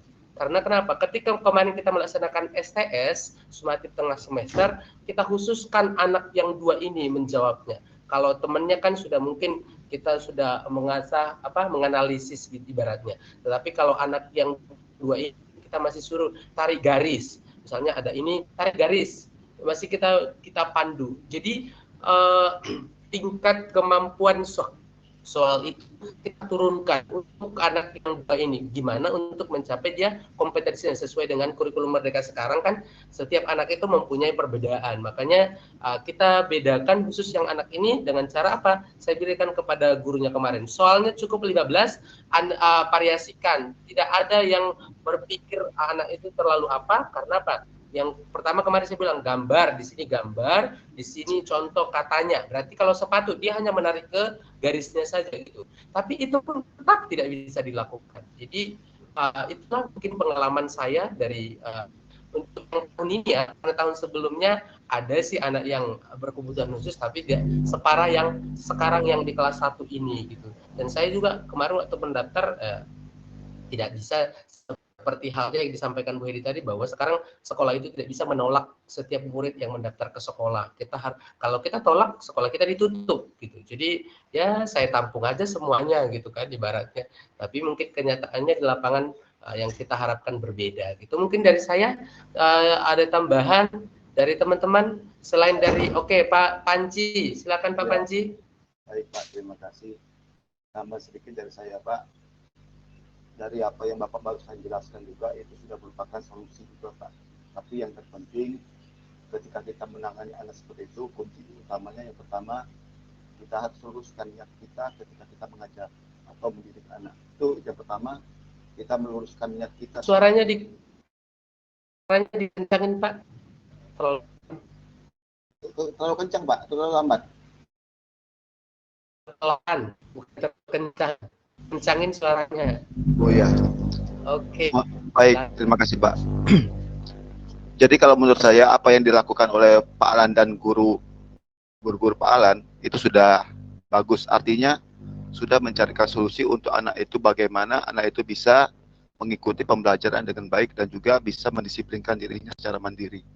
Akan tetapi kunci yang utamanya yaitu kita sebagai seorang guru harus meluruskan niat kita agar jangan sampai niat kita ini tidak baik. Artinya saya yakin setiap guru itu punya niat yang lurus, niat yang baik ketika dia mendidik anaknya. Itu kunci pertama. Kemudian kunci kedua tentunya kesabaran yang tinggi. Karena ketika kita mendidik anak, itu tidak seperti halnya membolak-balik atau tidak seperti halnya membalikkan telapak tangan saja. Artinya butuh proses ketika kita mendidik anak. Apalagi anak ini tanggung jawab kita dalam 1 tahun lah. Ini tanggung jawab kita. Bagaimanapun kondisi anak itu, tentu anak ini dalam pengawasan kita, dalam tanggung jawab kita. Dan tentunya kita sebagai seorang guru harus bisa memberikan yang terbaik. Seperti halnya yang dikatakan Pak Alan, memang sudah memberikan hal yang terbaik. Akan tetapi kalau masih anak itu seperti itu, ya mau bagaimana lagi. Yang penting apa yang sudah kita lakukan, sudah yang terbaik. Dan mungkin juga ya nanti anak itu juga mungkin seiring bertambahnya usia, seiring bertambahnya waktu, mungkin anak itu sendiri akan bisa menemukan kebaikan yang ada pada dirinya. Mungkin itu saja Pak tambahnya, Mbak. Tapi inti utamanya seorang guru itu harus memiliki niat yang lurus dan juga kesabaran yang tinggi. Terima kasih, Pak. Oke, baik. Terima kasih kepada Pak Panji untuk masukan dan tanggapannya. Kemudian untuk selanjutnya, selain dari Pak Januari, kita kasih ke kelompok 2 yang lain ya Pak, biar semua memberikan respon tanggapan. Untuk yang lain kelompok 2 masih ada selain dari Pak Januari, karena kelompok 2 itu ada 11 orang. Jangan hanya 1 orang saja yang bersuara. Silakan Bu Lena untuk memberikan tanggapannya. Oke, baik. Terima kasih Pak Alan. Saya ingin mencoba menjawab dari pernyataan Bu Laiba tadi ya, tentang kasus anak yang bukan sedikit ya, memang emosional secara emosi ya. Jadi emosionalnya cukup emosi, tingkat tinggi seperti itu. Jadi kemarin saya juga kebetulan kelas saya itu semuanya laki-laki, berjumlah 20 anak, dan sangat rawan ya terjadi perkelahian antara anak-anak di usia kelas 4 seperti itu. Jadi ternyata memang laki-laki ini dalam hal berkenalan itu aneh-aneh ya prosesnya seperti itu. Ada yang diawali dengan berantem dulu, kemudian jadi bestie seperti itu. Ada yang jahil-jahilan dan sebagainya. Dan kemarin juga saya menemukan seorang anak seperti yang dikatakan oleh Bu Laiba. Jadi anak ini tidak bisa diusik gitu ya atau diganggu, maka dia akan marah besar seperti itu. Jadi kebetulan kemarin ada temannya yang mungkin tidak terlalu kenal dengan karakter si anak yang marah ini. Jadi dia seperti usil jatuhin botol minum si anak ini seperti itu. Itulah yang membuat dia marah seperti itu. Dan memang betul seperti kata Bu Laiba pada kasus anaknya, dia langsung marah seperti itu. Dia tidak suka barang-barangnya atau dirinya sendiri diganggu ataupun dijahil atau diusik oleh temannya seperti itu. Dan ketika itu memang kebetulan saya guru kelas lagi menggantikan guru di kelas lain, sehingga waktu itu tidak ada saya, dan yang ada waktu itu hanyalah guru piket dan guru pendamping. Dari kejadian tersebut akhirnya mencelakakan temannya. Dia langsung memukul temannya sampai temannya terjatuh. Bahkan ada guru yang melerai mereka itu tangan gurunya sampai digigit seperti itu, karena saking marahnya gitu, dia tidak bisa mengendalikan siapapun dan apapun yang ada di sekitarnya seperti itu. Jadi kalau dari saya, karena mungkin saya juga masih tergolong baru ya menjadi pendidik gitu, yang pertama saya lakukan adalah pendekatan.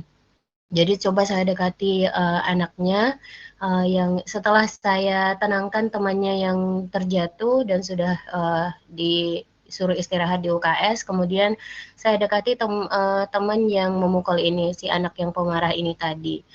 Jadi anak-anak yang seperti itu memang sebenarnya setelah dia marah, dia bertindak gitu ya, entah itu memukul, setelah itu dia menyesal, dia menangis seperti itu ya. Jadi saya coba masuk secara personal dengan dia, ngomong 4 mata gitu, tidak di depan teman-temannya. Jadi coba saya kasih tenangkan, kemudian kita suruh minum dan sebagainya gitu ya. Akhirnya kita coba berbicara apa yang dia rasakan, kenapa bisa melakukan hal seperti itu. dan dia jujur gitu apa yang dia rasakan, dan memang ketika tidak hanya di sekolah seperti itu, di rumah pun kalau dia merasakan dirinya diejek atau dihina oleh orang lain, dia langsung marah seperti itu. Jadi kita coba nasehatin untuk pengendalian emosinya, dan dari situ kebetulan masih bisa mendengarkan gitu ya. Jadi coba saya jelaskan bahwa ketika kita membuat kesalahan, ada banyak hal-hal yang berdampak di sekitar kita seperti itu, bahkan bisa sampai membahayakan seperti itu. Saya jelaskanlah gimana dampaknya kalau marah yang berlebihan itu seperti apa gitu. Kemudian bisa merusak barang-barang atau benda-benda di sekitar kita yang nantinya akan membuat orang tua kita yang akan mengganti rugi seperti itu. Kemudian saya kaitkan juga dengan orang tuanya seperti itu, Bu Laiba ya. Kemudian karena memang itu adalah sebuah kesalahan, saya sampaikan juga bahwa ketika kita berbuat salah, kita harus bertanggung jawab atas apa yang sudah kita lakukan seperti itu ya. Baru singkat cerita, akhirnya karena memang emosinya sangat meluap-luap gitu ya, memang hari itu dia sudah lumayan tenang pada saat itu, tapi saya rasa di dalam hatinya itu masih marah ya, meskipun dia mungkin mengaku kepada kita sudah maaf, sudah baik seperti itu ya, tapi dalam hatinya itu saya yakin masih ada rasa marah, kesal dan sebagainya. Akhirnya saya, karena memang secara akademik seperti yang Bu Leba juga katakan, dia tidak bermasalah. Jadi waktu itu saya skor sebanyak 3 hari dengan koordinasi dengan orang tuanya. Sekaligus saya panggil waktu itu orang tuanya karena sempat melibatkan guru juga kan, tangannya luka gitu. Jadi saya panggil orang tuanya ke sekolah, kemudian saya ceritakan kejadian yang terjadi di sekolah, dan memang orang tuanya pun di rumah ada 2 anak. Dia mempunyai 2 anak, dan 2 anak ini diisolasi masing-masing di lantai yang berbeda gitu. Anak pertama di lantai 2, anak keduanya di lantai 1 seperti itu. Karena mungkin mereka berdua juga adalah ayah ibu yang bekerja, jadi mungkin mereka harus segera mengambil tindakan bahwa tidak bisa disatukan karena berantem terus di rumah seperti itu. Jadi orang tuanya pun welcome waktu itu, dan kita sepakat bahwasannya dia harus tahu nih ketika dia berbuat seperti itu ada hal-hal yang harus dia terima seperti itu kan. Jadi waktu itu sepakat orang tuanya juga di rumah tidak boleh dihidupin televisi dan sebagainya gitu ya. Jadi diberi hukuman lah di rumah dan juga dari sekolah. Seperti itu sih yang kita terapkan ketika dia masuk ke sekolah. Saya ini sih lebih kepada menjelaskan kepada anak-anak bahwa kita tuh harus memahami karakter masing-masing, bahwa masing-masing anak tuh berbeda-beda karakternya gitu, jadi tingkat kesabarannya juga berbeda-beda. Mungkin di antara teman-teman kita ada yang suka marah gitu, ada mungkin yang aktif, suka lari dan sebagainya. Jadi saya lebih mengenalkan kepada anak-anak bahwa kita ini masing-masing punya sifat dan karakter yang unik seperti itu. Itu sih Bu Laiba, terima kasih. Oke, terima kasih Baik. Bu Lena Jairana. Silakan Bu Leba. Iya, baik Bu Lena. Saya juga sama berarti kita ya Bu Lena. Jadi memang kalau sama saya dia nggak berani Bu. Dia nggak berani melakukan hal itu. Takutnya begini Bu, kalau nggak ada saya nanti dia lost control dan terkendali emosinya. Itu yang saya takutkan Bu.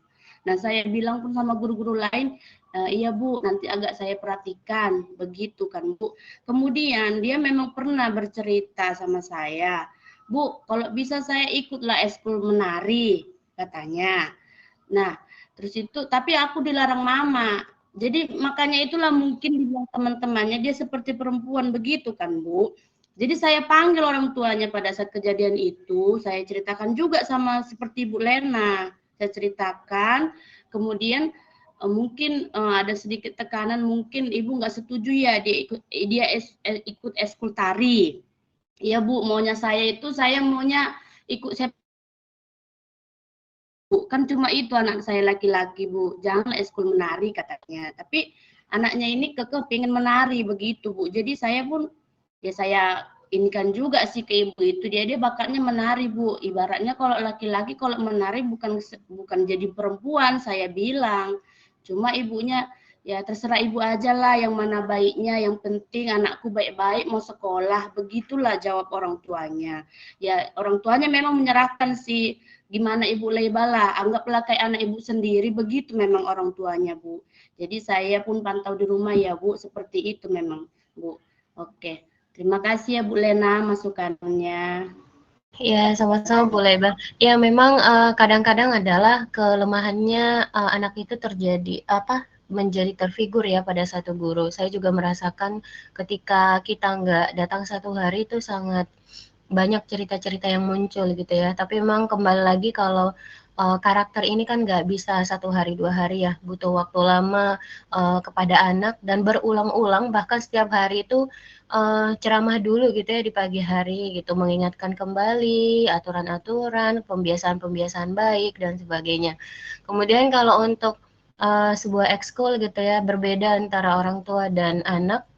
Kalau saya melihatnya di anaknya dulu sih. Kira-kira dia berkembang nggak, bagus nggak progresnya terhadap anak. Kemudian kalau konsep mengenai tari terhadap laki-laki, saya rasa bisa disesuaikan dengan kalau memang dia masalahnya gender gitu ya, tarian yang cocok buat laki-laki juga ada seperti itu. Kita mungkin bisa edukasi lewat komunikasi kepada orang tuanya seperti itu sih Bu. Iya Bu, memang dia di ekskul tari dia lolos begitu Bu, tapi di sepak bola dia nggak lolos Bu. Jadi bingung. Oke, terima kasih Bu Lena. Oke, baik. Terima kasih kepada Bu Lena, kemudian Bu Laiba. Saya mau bertanya kepada Pak Muhammad Haidir, apakah mau ditelanjut Pak? Seperti apa? Pak Alan, Oh ya? saya kasih masukan memberikan tambahan jawaban dari Bu Lena tadi. Oke, silakan Pak. Di sekolah saya pun sama. Kayaknya setiap sekolah pasti ada anak yang memiliki emosi yang tidak stabil. Bahkan ketika di sekolah saya itu ada seorang anak, mungkin karena dia dijaili atau bukan dijaili sih bahasanya tuh, temannya bercanda gitu, tapi anaknya tiba-tiba ngamuknya luar biasa. Bahkan teman-temannya takut pada dekat tuh. Dan ketika dicoba dinasihati sama seorang guru, guru ini malah diludahin. Nah terus karena guru ini nggak mampu, kebetulan saya lewat di kelas itu. Kemudian saya coba nasihati. Saya nasihati ya dengan menggunakan bahasa saya sendiri, bahasa agama juga. Bahwasanya saya bilang begini. Nah, kalau di dalam ajaran kita itu, orang yang paling buruk itu adalah orang yang tidak bisa mengendalikan hawa nafsu. Kata Rasul, laisa syadid bisur'ah, inna masadidu alladzina yamlikuna indal qadab. Orang yang perkasa itu bukan orang yang sekali mukul orang terus orang itu pingsan atau orang itu menjadi sakit, bukan begitu. Akan tetapi orang yang paling baik itu adalah orang yang paling bisa menjaga atau menguasai hawa nafsunya ketika dia marah. Terus saya kasih nasihat seperti itu, alhamdulillah ya ketika diberikan nasihat itu ya anak-anak mulai sedikit demi sedikit bisa mengontrol emosinya. Yang penting anak ini jangan sampai ya tadi terpancing emosinya. Makanya teman-temannya setiap kali saya masuk di kelas itu, saya berikan nasihat bahwasanya kita harus saling bisa menjaga kerukunan di antar kelas. Jangan sampai kita membuat teman kita atau saudara kita itu menjadi terpancing emosinya. Bahkan setiap pagi pun sampai sekarang pun saya sering memberikan nasihat setelah ada sholat duha, bahwasanya agar bisa menjaga hubungan baik antara sesama teman kita. Karena di kelas itu kan kita ini bersaudara semuanya. Artinya jangan sampai kita menghina orang lain, mengeji orang lain, bahkan memukul orang lain, karena itu sesuatu yang tidak baik menurut agama kita. Itu saja sih mungkin Bu, bisa saya sampaikan tambahannya sedikit. Terima kasih. Oke, baik. Terima kasih kepada Pak Panji untuk penambahannya. Apakah kita masih lanjut Pak Haidir atau seperti apa Pak? Open mic dulu Pak, open mic Pak. Belum open mic.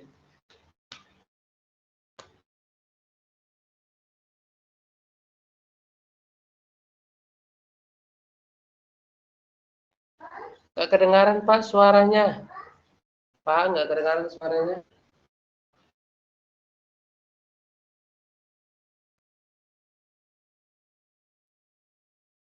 Belum, Pak.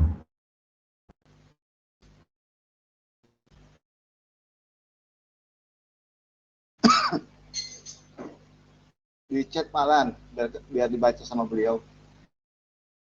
Pak Ramlan.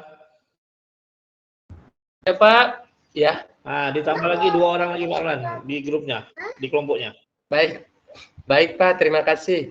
Baik Bapak Ibu dari kelompok 1 untuk memberikan pengalamannya, silakan Ibu Nari Malasari. Silakan Bu Nari.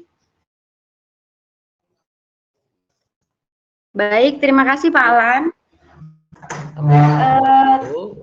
Baik teman-teman, saya sedikit ada kendala di sekolah saya tentang bullying ya, masalah bullying yang sekarang ini kan sedang digerakkan anti bullying ya. Jadi ada cerita dari salah satu kelas di sekolah kami, anak ini merasa dibully oleh teman-temannya satu kelas. Kemudian tapi dia tidak melaporkan itu ke gurunya karena dia merasa gurunya tidak membela. Padahal menurut dari wali kelasnya saya sudah mencari informasi bahwasanya anak ini sebenarnya bukan dibully, hanya dia itu yang merasa dibully, padahal tidak. Karena dia merasa dibully itu dengan dari buktinya itu seperti ini. Sepatunya itu disembunyikan oleh temannya. Dia bercerita sama orang tuanya seperti itu. Sampai hilang katanya.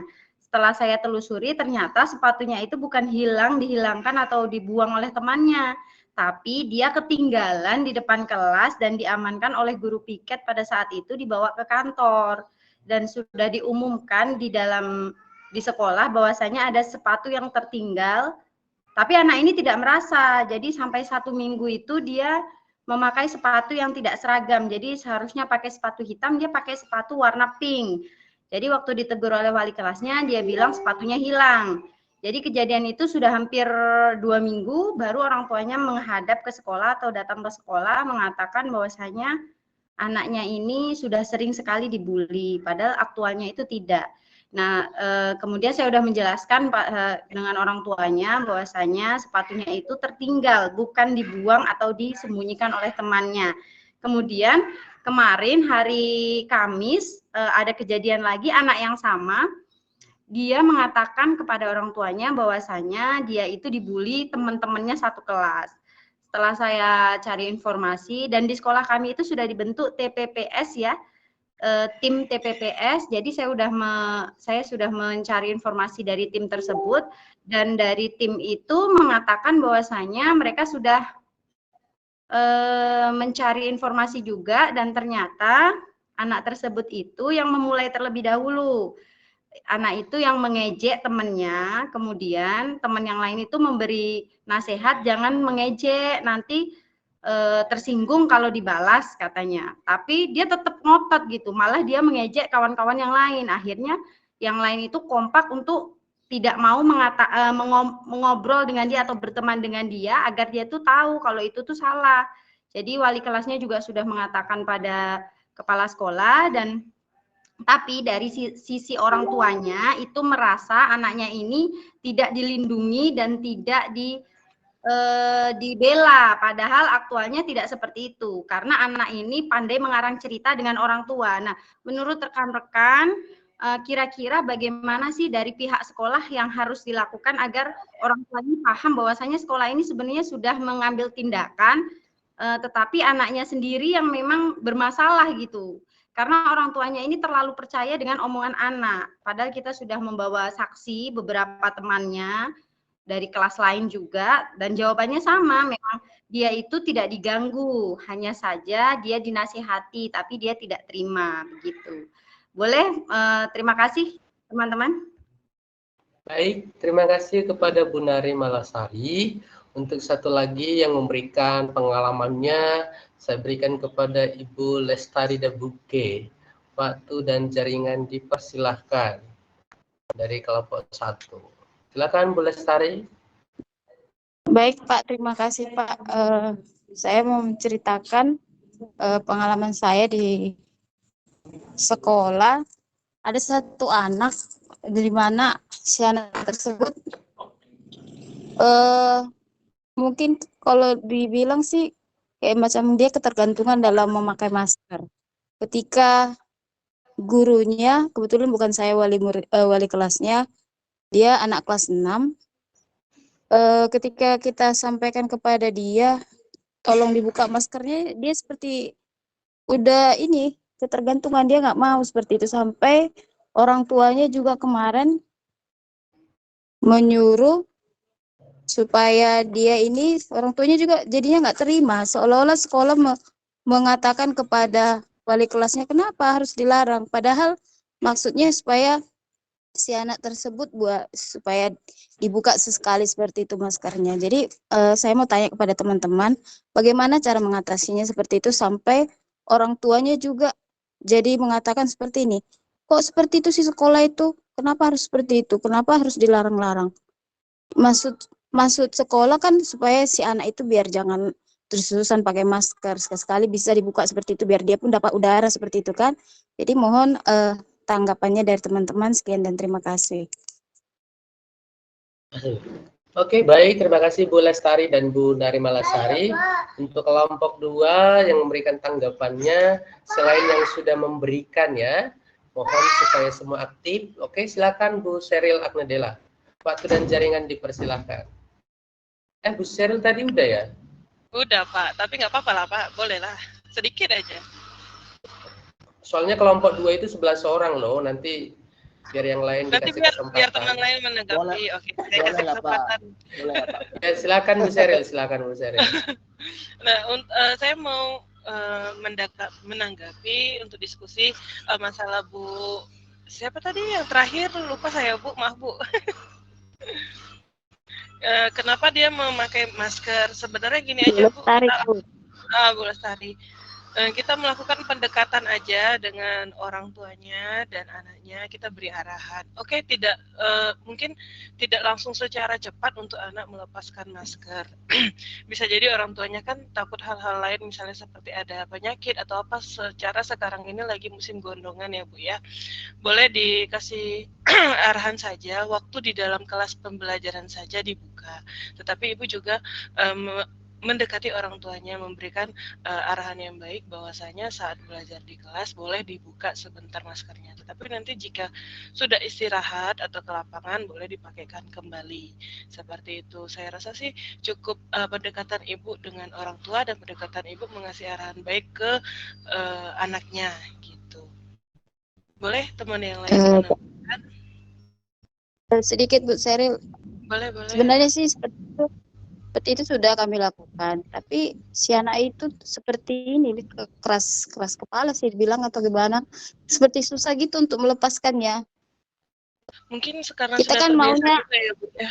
Karena iya. masalah corona kemarin mungkin ada satu ketakutan sama orang tuanya kali, tapi mungkin bisa diberi arahan secara perlahan Bu. Jadi tidak bisa langsung plak hari itu disuruh buka, dia buka mungkin tidak, tetapi secara step by step aja. Kalau menurut saya sih begitu Bu. Baik Bu, terima kasih Bu Sheryl. Atau mungkin ada teman yang menanggapi. Terima kasih Bu Sheryl. Ada teman yang menambahkan.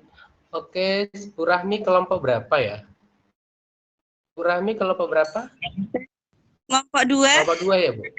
Oke, baik. Tapi Bu Jahara dulu Bu. Bu Jahara tadi yang duluan angkat tangan. Silakan Bu Jahara.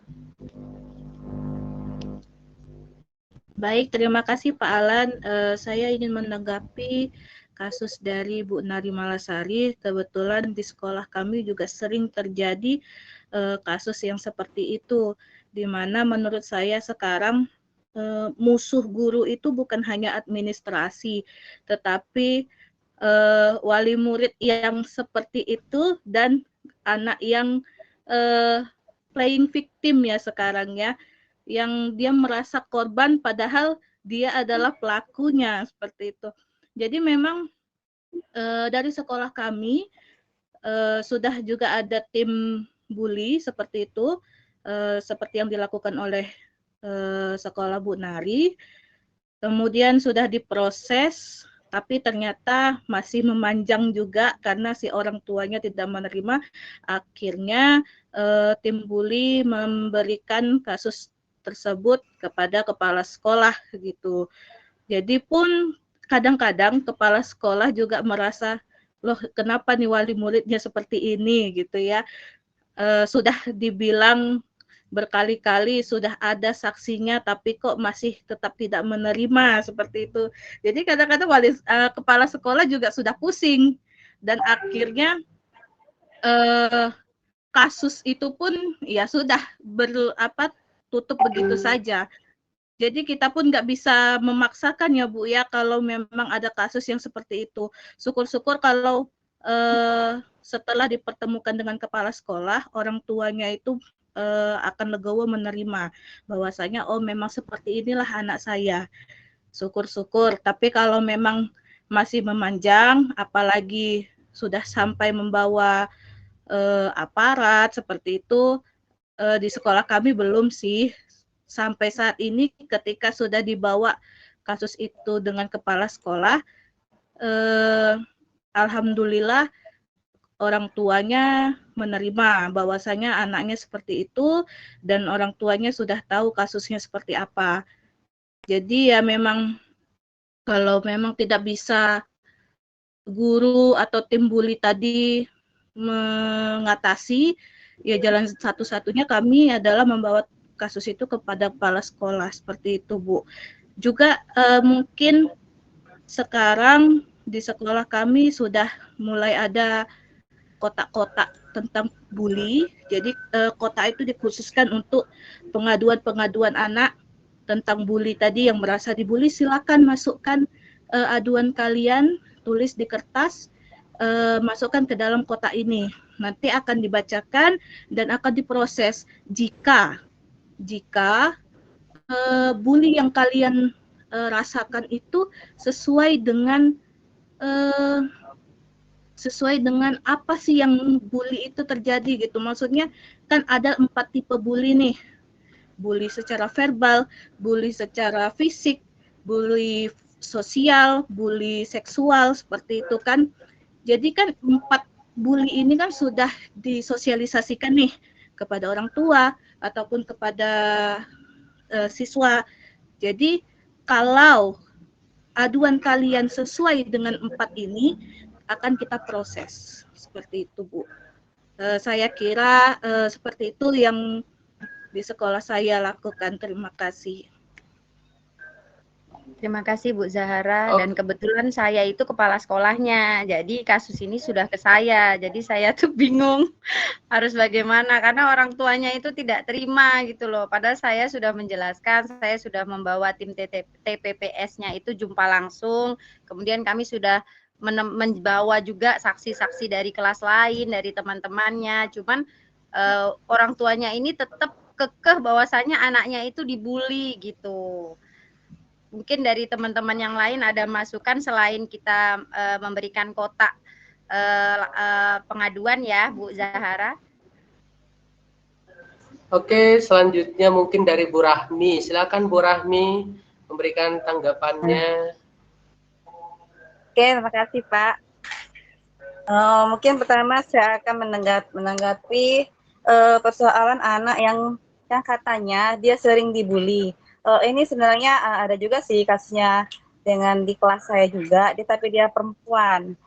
Dan kebetulan ternyata saya teliti anak ini anak tunggal. Biasanya kalau anak tunggal itu biasanya dia sering minta perhatian dari sekolah, perhatian dari rumah.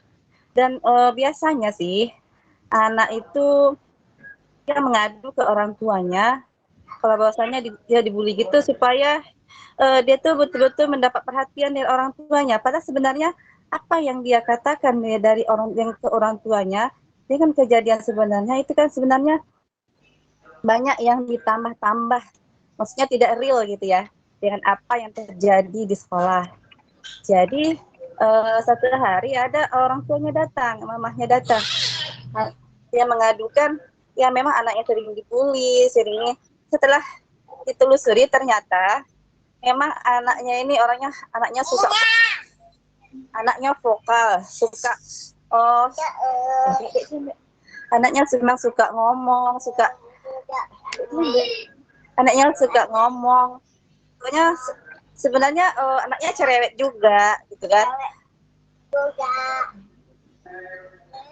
Anaknya cerewet juga. Kemudian jadi ditelusuri dari situ, ternyata orang tuanya juga, kan kita kan orang tua datang kan kita sudah tahu gimana sih orang tuanya cara dia berbicara. Sebenarnya anaknya itu sama lah lebih kurang dengan anaknya, agak cerewet. Jadi dia tuh sering sukanya suka ngejek gitulah. Oh, kamu kok ini, kamu ini. Pokoknya intinya dia tuh minta perhatian gitu, sama misalnya perhatian sama temannya, misalnya jadi kan pada saat seperti yang dibilang Bu tadi, jadi setiap pagi kita akan kasih motivasi kepada anak-anak bahwasanya jikalau setiap ada masalah di sekolah, apapun yang terjadi di sekolah, jangan langsung ke orang tua. Jadi maksudnya dikasih tahu dulu ke guru, ke wali kelas apa yang terjadi, supaya wali kelas langsung mengasih solusi. Jadi misalnya ada ngejek, udah gurunya langsung hampiri siapa sih anak yang mengejek, lalu kita nasihatin. Yang anak yang ngadu itu pun kita kasih tahu, kamu pokoknya secara kita adil lah ngasih nasihatnya, jangan hanya menyalahkan si ini, dan jangan karena dibilang kan, karena tidak mungkin ada asap tanpa ada api. Jadi sebenarnya ya kita tidak membicarakan siapa anak yang salah dan nggak salah, cuma kita menasihati anak-anak itu supaya ya sama-sama menjaga gitu. Kita menasihati supaya kalau ada masalah itu selesaikan di sekolah, jangan ke rumah atau disimpan sendiri, nggak usah ngadu ke wali kelas, langsung ke rumah. Karena ya itu tadi berbeda, apa yang terjadi di sekolah dengan yang di rumah itu berbeda, sangat berbeda biasanya seperti itu.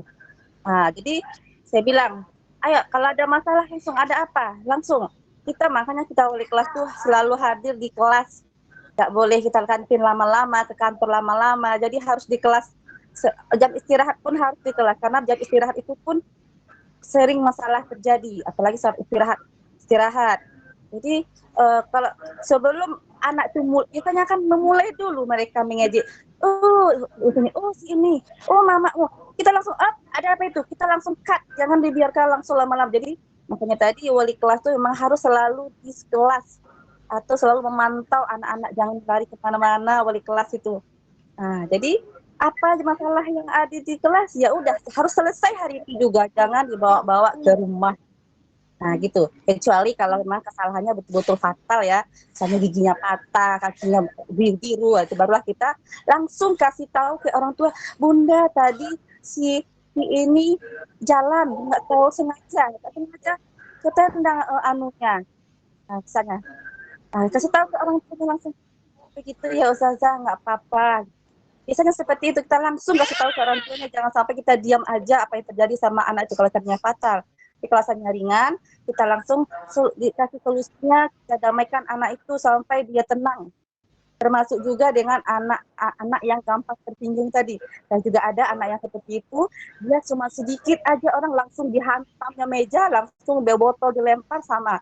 Kita tenangkan anak itu dulu, ayo ada apa bang, tadi kenapa? Oh pensilnya diambil, ayo mana pensil? Kamu nah, dia yang ngambil pensil orang. Kenapa kamu ngambil pensil dia? Saya nggak ada pensil. Lah, kenapa tak bilang ke ibu tadi? Ini ada pensil, ambil meja. Baru dia diam, dia nggak ngamuk lagi. Jadi anak yang tadi tuh nangis karena dibully juga sama kamu kan dia. Jadi kita solusi dulu di kelas. Nah, untuk apa tadi ya? Ya mungkin segitu aja. Ya itu aja. Coba. Oke, baik, terima kasih Bu Rahmi. Tadi Pak Khairil sudah sampaikan, kita selesai sampai di sini. Untuk selanjutnya saya serahkan kepada Pak Khairil untuk menyimpulkan terkait dari pemaparan dari teman-teman semuanya. Teman-teman boleh diturunkan tangannya capek ya. Ya, saya serahkan kepada Pak Tutor, Pak Airil. Baik, terima kasih. Pak Gilang mau sampaikan apa tuh Pak Gilang? Saya yang masalah masker, Pak. Kebetulan silakanlah, sama persis 2 menit boleh? Oke, terima kasih. Oke, Pak Gilang, silakan. Sebenarnya masalah masker ini tidak masalah sih, selama kita tidak mempermasalahkannya. Saya kebetulan di kelas ada 2 anak yang pakai masker. Yang pertama saya coba berkomunikasi dengan anak tersebut, alasan mereka menggunakan masker. Nah, setelah itu saya dengarkan.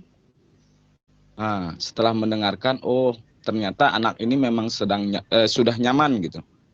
Nah, setelah itu saya memberi pengertian kepada mereka, membuka masker, coba sesekali buka masker. Kamu itu ganteng, kamu itu cantik, kata saya. Nah, namun setelah saya merefleksikan diri saya sendiri, saya mikir lagi, kan nggak apa-apa pakai masker pun, itu adalah kesehatan. Mereka mungkin sudah lama menggunakannya dan itu merupakan salah satu menjaga kesehatannya, sudah berarti itu tidak ada masalah menurut saya. Setelah itu saya ambil kesimpulan, saya harus menghormati keputusan anak. Jika anak merasa nyaman dan aman dengan masker, selama itu tidak membahayakan kesehatan mereka, ya saya harus menghormatinya. Seperti itu saja, Pak. Terima kasih. Pak Januari ngapain tuh? Mau juga ya? Terkait bully juga, Pak. Bully dan masker sebenarnya. Kan dari wali kota sendiri aturannya adalah ya tidak diwajibkan tetapi tidak dilarang. Jadi terkait masalah masker menurut saya sudah clear lah. Tidak perlu dipermasalahkan. Toh juga anak yang memakai masker itu melindungi teman yang lain kan, itu esensinya dari penggunaan masker. Nah, berikutnya mengenai bully. Tadi yang disampaikan teman-teman tadi menurut saya sih sudah sangat tepat. Cuman mungkin nggak tahu apakah ke warga sekolah sudah dijelaskan apa itu bully, karena terkadang anak-anak ya, kebetulan saya di sekolah bagian kesiswaan, terkadang anak-anak ini salah menafsirkan arti bully tersebut. Ada di antara mereka bilang, Pak, teacher, aku dibully, seperti itu ya. Jadi kita tanya kemudian, kamu diapain? Dia ambil pensilku nggak permisi, contohnya. Jadi terkadang warga sekolah, ya khususnya anak-anak, belum mengerti apa arti bully sebenarnya. Nah kan kalau secara pengertian itu, bully itu yang saya pahami adalah, pernah saya cari artinya itu adalah tindakan berulang-ulang yang dilakukan oleh seseorang kepada yang lain dengan secara terus-menerus berulang-ulang, dan di samping itu ada kekuatan tidak seimbang, seperti itu mungkin dari kelas besar ke kelas kecil, dari jumlah yang banyak ke satu orang, seperti itu. Jadi warga sekolah memang harus dijelaskan apa itu bully, sehingga mereka juga kemudian nggak salah kaprah tentang memberi laporan seperti itu ya, sehingga ini tidak menjadi kemudian miskomunikasi terkait penanganannya. Ya saya rasa kita sudah sama paham lah dari penjelasan yang tadi. Terima kasih, Pak.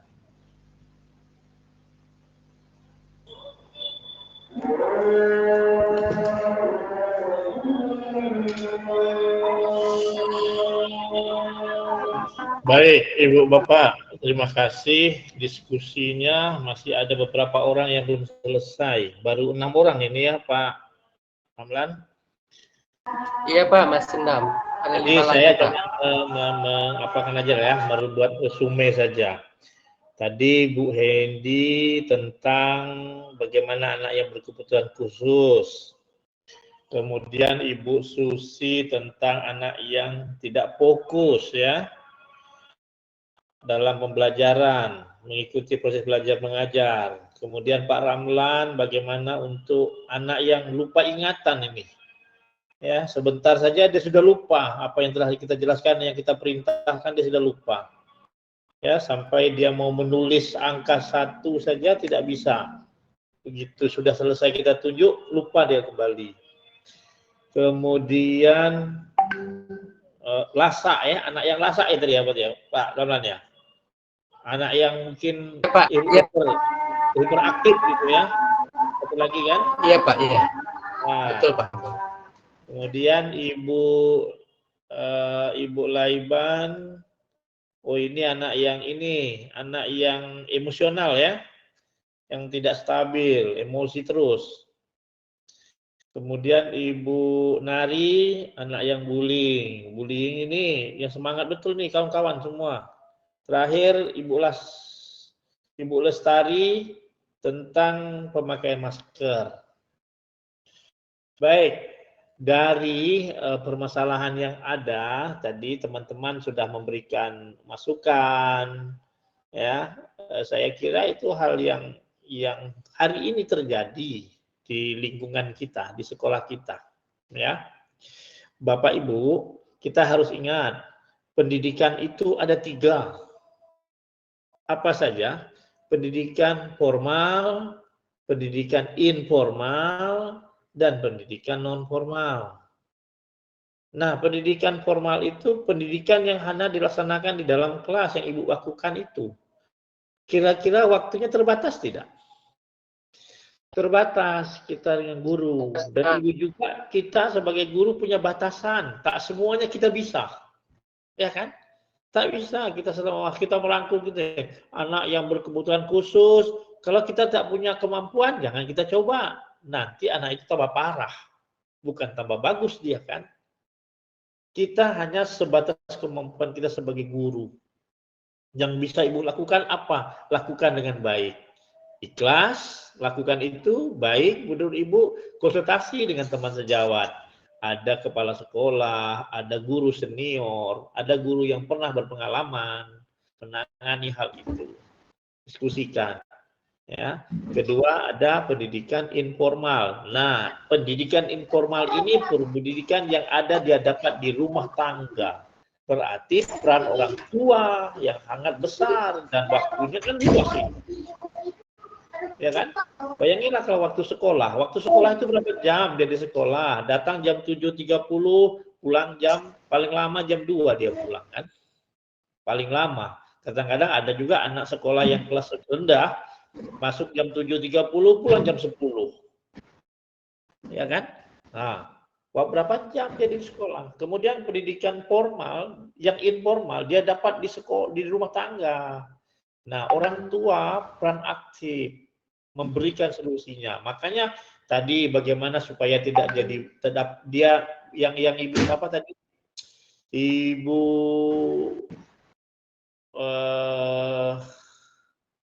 yang menjadi bullying tadi. Kan bahasa dia ke orang tua beda dengan kita.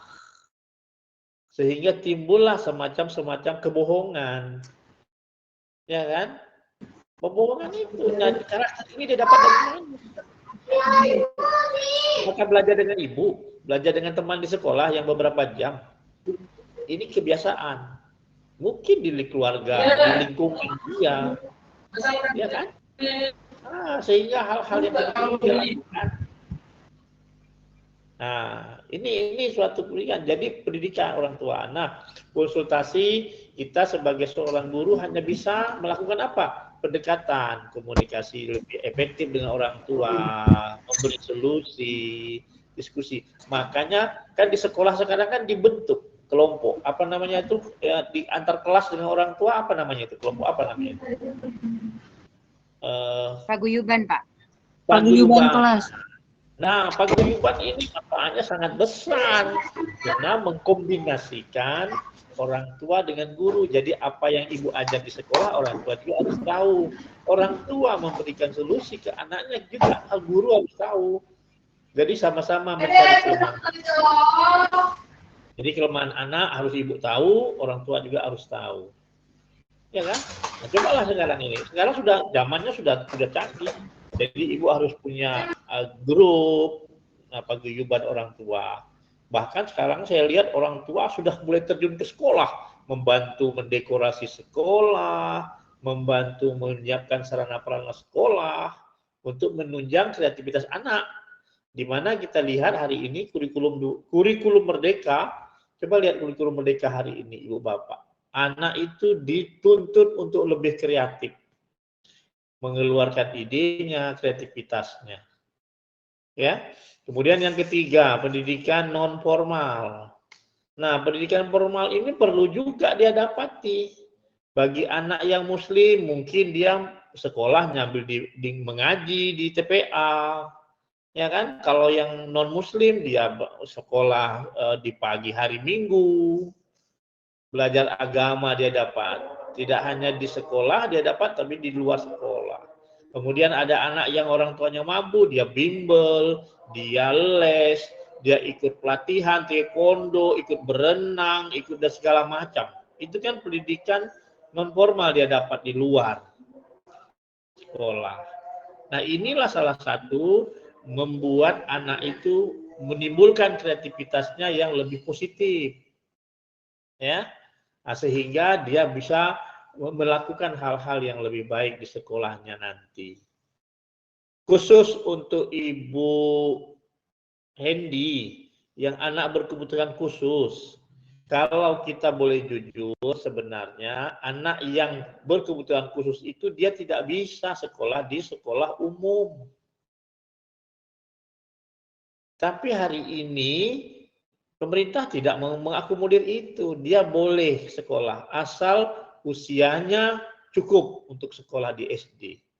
Makanya kita lihat sekarang ini, kita kan banyak tuh sekolah-sekolah yang tidak tahu anak saya nih bagaimana. Apalagi guru kelas 1 seperti Pak Ramlan ngajar kelas 1. Begitu anak masuk di sekolah kita, dia melalui PPDB, ikut PPDB online. Nah, umurnya 6 tahun, sudah 7 tahun setengah. Tak bisa ditolak kan?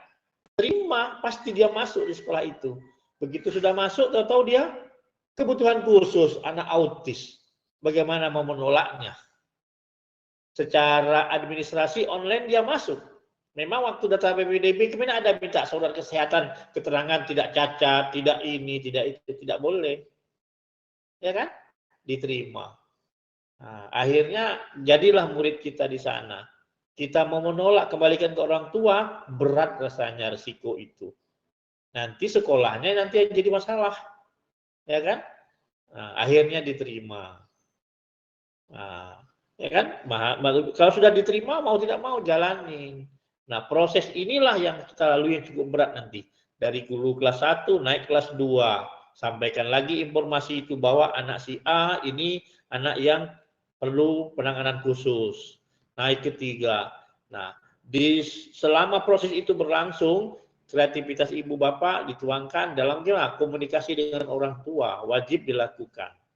Kalau komunikasi tak dibangun, maka akan terjadi kesenjangan nanti. Ibu merasa anaknya autis, orang tuanya nanti merasa anaknya tidak ada penyakit apa-apa. Itu lebih bahaya lagi. Ya kan? Tapi kalau kita bangun komunikasi, maka keterbukaan, orang tuanya nerima, ibu jadi tahu, oh ya karena sudah berjalan, mau tidak mau, akhirnya dia akan selesai di sekolah kita. Walaupun nanti akan terseok-seok, ibu bapak membimbingnya. Ya kan? Nah, akhirnya kita akan membantu dengan ikhlas, membantukan dia untuk keluar dari sekolah. Caranya ya naik terus, akhirnya tamat. Mungkin setelah tamat SD, dia SMP tidak akan melanjut lagi ke sekolah umum. Berat. Ya kan? Tapi kalau di awal-awal kita sudah komunikasi, ibu bapaknya mungkin orang yang memiliki kemampuan ekonominya, maka kita arahkan ke sekolah yang lebih baik. Misalkan ya ada di Batam kan ada sekolah autis, silakan ke sekolah autis. Mungkin akan lebih baik dia di sana berkumpul dengan komunitasnya. Atau ke sekolah luar biasa, kan ada di Batam. Bagi orang tua yang ekonominya mampu, bagi yang tidak mampu, ya mau tidak mau kita harus jalani itu. Ya, tak bisa kita membedakan lagi. Nah, itu dia yang terjadi hari ini. Ya, bahkan ada anak yang lebih parahnya lagi untuk kasus yang di Ibu Lestari tadi, Ibu Nari tadi yang bullying itu lebih parah lagi. Ada sekolah, saya kemarin pernah pergi ke sekolah di Batam ini, salah satu sekolah, anak kelas 2 SD itu umurnya 13 tahun. Anak SD kelas 2 umur 13 tahun, pindahan, diterima. Nah, diterima. Bagaimana anak umur 13 tahun, kelas 2? Enggak, karena melihat kondisi, karena kita tidak selektif menerima anak. Akhirnya anak di dalam kelas itu dia nakal, dia kayak gangster di dalam itu, menakutkan, dia kasar. Ya, karena usianya sudah lewat dari anak yang dia samakan situ. Nah, ini akan menjadi masalah. Ya. Nah, jadi menangani hal-hal yang Ibu Nari tadi saya kira itu sudah, Ibu kan sudah ada tim. Nah, tim itu yang harus proaktif bekerja. Ya. Buat solusi, buat langkah-langkah, buat rambur-rambur di sekolah, barangkali melibatkan pihak keluarga. Makanya perlunya tadi gugusan tadi kelompok-kelompok kelompok-kelompok kelas itu nanti ada yang menonjol di dalam kelas itu, di dalam kelompok orang tua tadi yang berikan solusi, berikan pendapat, yang berikan saran. Kemudian saya anjurkan tim ibu tidak hanya di sekolah, komite sekolah libatkan, orang tua yang berkompeten dilibatkan juga. Mungkin ada orang tua yang ahli hukum, orang kesehatan, boleh dimasukkan, diajak, dirangkul dia. Ya kan, jangan sekolah tok nanti seolah-olah kita kan tidak punya kemampuan, kita guru. Mungkin ada yang harus menangani masalah psikolognya, kaitannya dengan kesehatan, bawa mereka. Ya kan? Jadi ibu terbantu, terlindungi, tak berpikir sendiri, bahaya berpikir sendiri. Kalau bullying itu bukan sekedar di sekolah, Bu, banyak kaitannya kan. Tadi yang disampaikan Ibu Zahara tadi, bullying sosial ada, bullying kekerasan seksual ada, banyak itu bullying itu, ya. Nah, jadi itu harus kita tangani dengan serius. Kemudian yang terakhir, Ibu Lestari, masalah masker. Ini masker ini, Bu, pembiasaan itu wajar aja. Hari ini kita pergi ke mall masih ada kok orang yang pakai masker, ya kan? Ada orang yang pakai masker. Karena pembiasaan, dia melindungi diri dia dari kesehatan. Ya, jangan pula nanti ibu pergi ke mall, ibu merasa saya nggak pakai masker, orang pakai masker, ibu tariklah masker orang lagi dipakai, marah orang nanti kan? Jangan.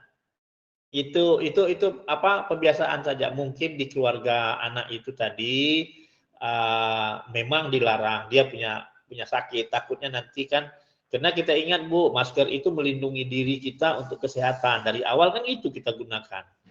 Jadi anak itu mungkin disuruh orang tuanya, jangan lepasin kamu masker, pokoknya kamu jangan ini, jangan itu. Nah, cara salah satunya tadi, dekati orang tuanya dulu, ya, solusi. Bu, apa sih, kenapa sih si A sering pakai masker terus Bu ya? Apa dia nggak ini gitu, nggak napasnya nanti selama di sekolah, nggak pengap, nggak apa. Ya, sampaikan dulu dengan orang tuanya solusinya itu. Komunikasi dulu dengan orang tuanya. Ya kalau orang tuanya melarang ya kita mau bilang apa gitu. Tapi kalau orang tuanya, oh ya Ibu nanti saya kasih tahu,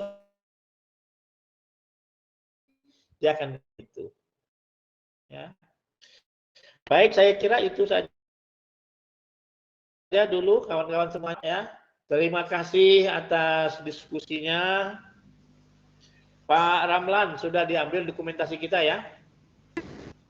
Sudah Pak, sudah saya kirim di grup. Baik Pak, oke. Kita lanjut minggu depan. Kemudian Ibu Bapak untuk tugas kedua, untuk pertemuan yang akan datang seperti biasa, nanti saya kirim hari ini atau besok ke grup kita. Kemudian tolong dibuat lagi seperti biasa, ditulis tangan saja ya, seperti yang kemarin juga. Baik, terima kasih Ibu Bapak. Saya kira cukup sampai di sini dulu pertemuan kita. Baik, ada yang mau Saya tanyakan? Nafitri masuk Pak. Siapa? Oh ya, yang masuk hari ini saya sudah cek kembali tadi, yang belum masuk sampai hari ini cuma satu saja. Yang melahirkan kemarin itu siapa namanya? Mimi Karlina Pak. Ya. Itu ada. Yang lain sudah masuk. Saya sudah cek ini. Sudah masuk semuanya. Oke, ya. siap Pak. Terima kasih Baik, Pak. terima kasih. Cukup sampai di sini dulu. Saya akhiri billahi taufiq wal hidayah. Assalamualaikum warahmatullahi wabarakatuh. Selamat siang. Waalaikumsalam. Terima kasih Pak.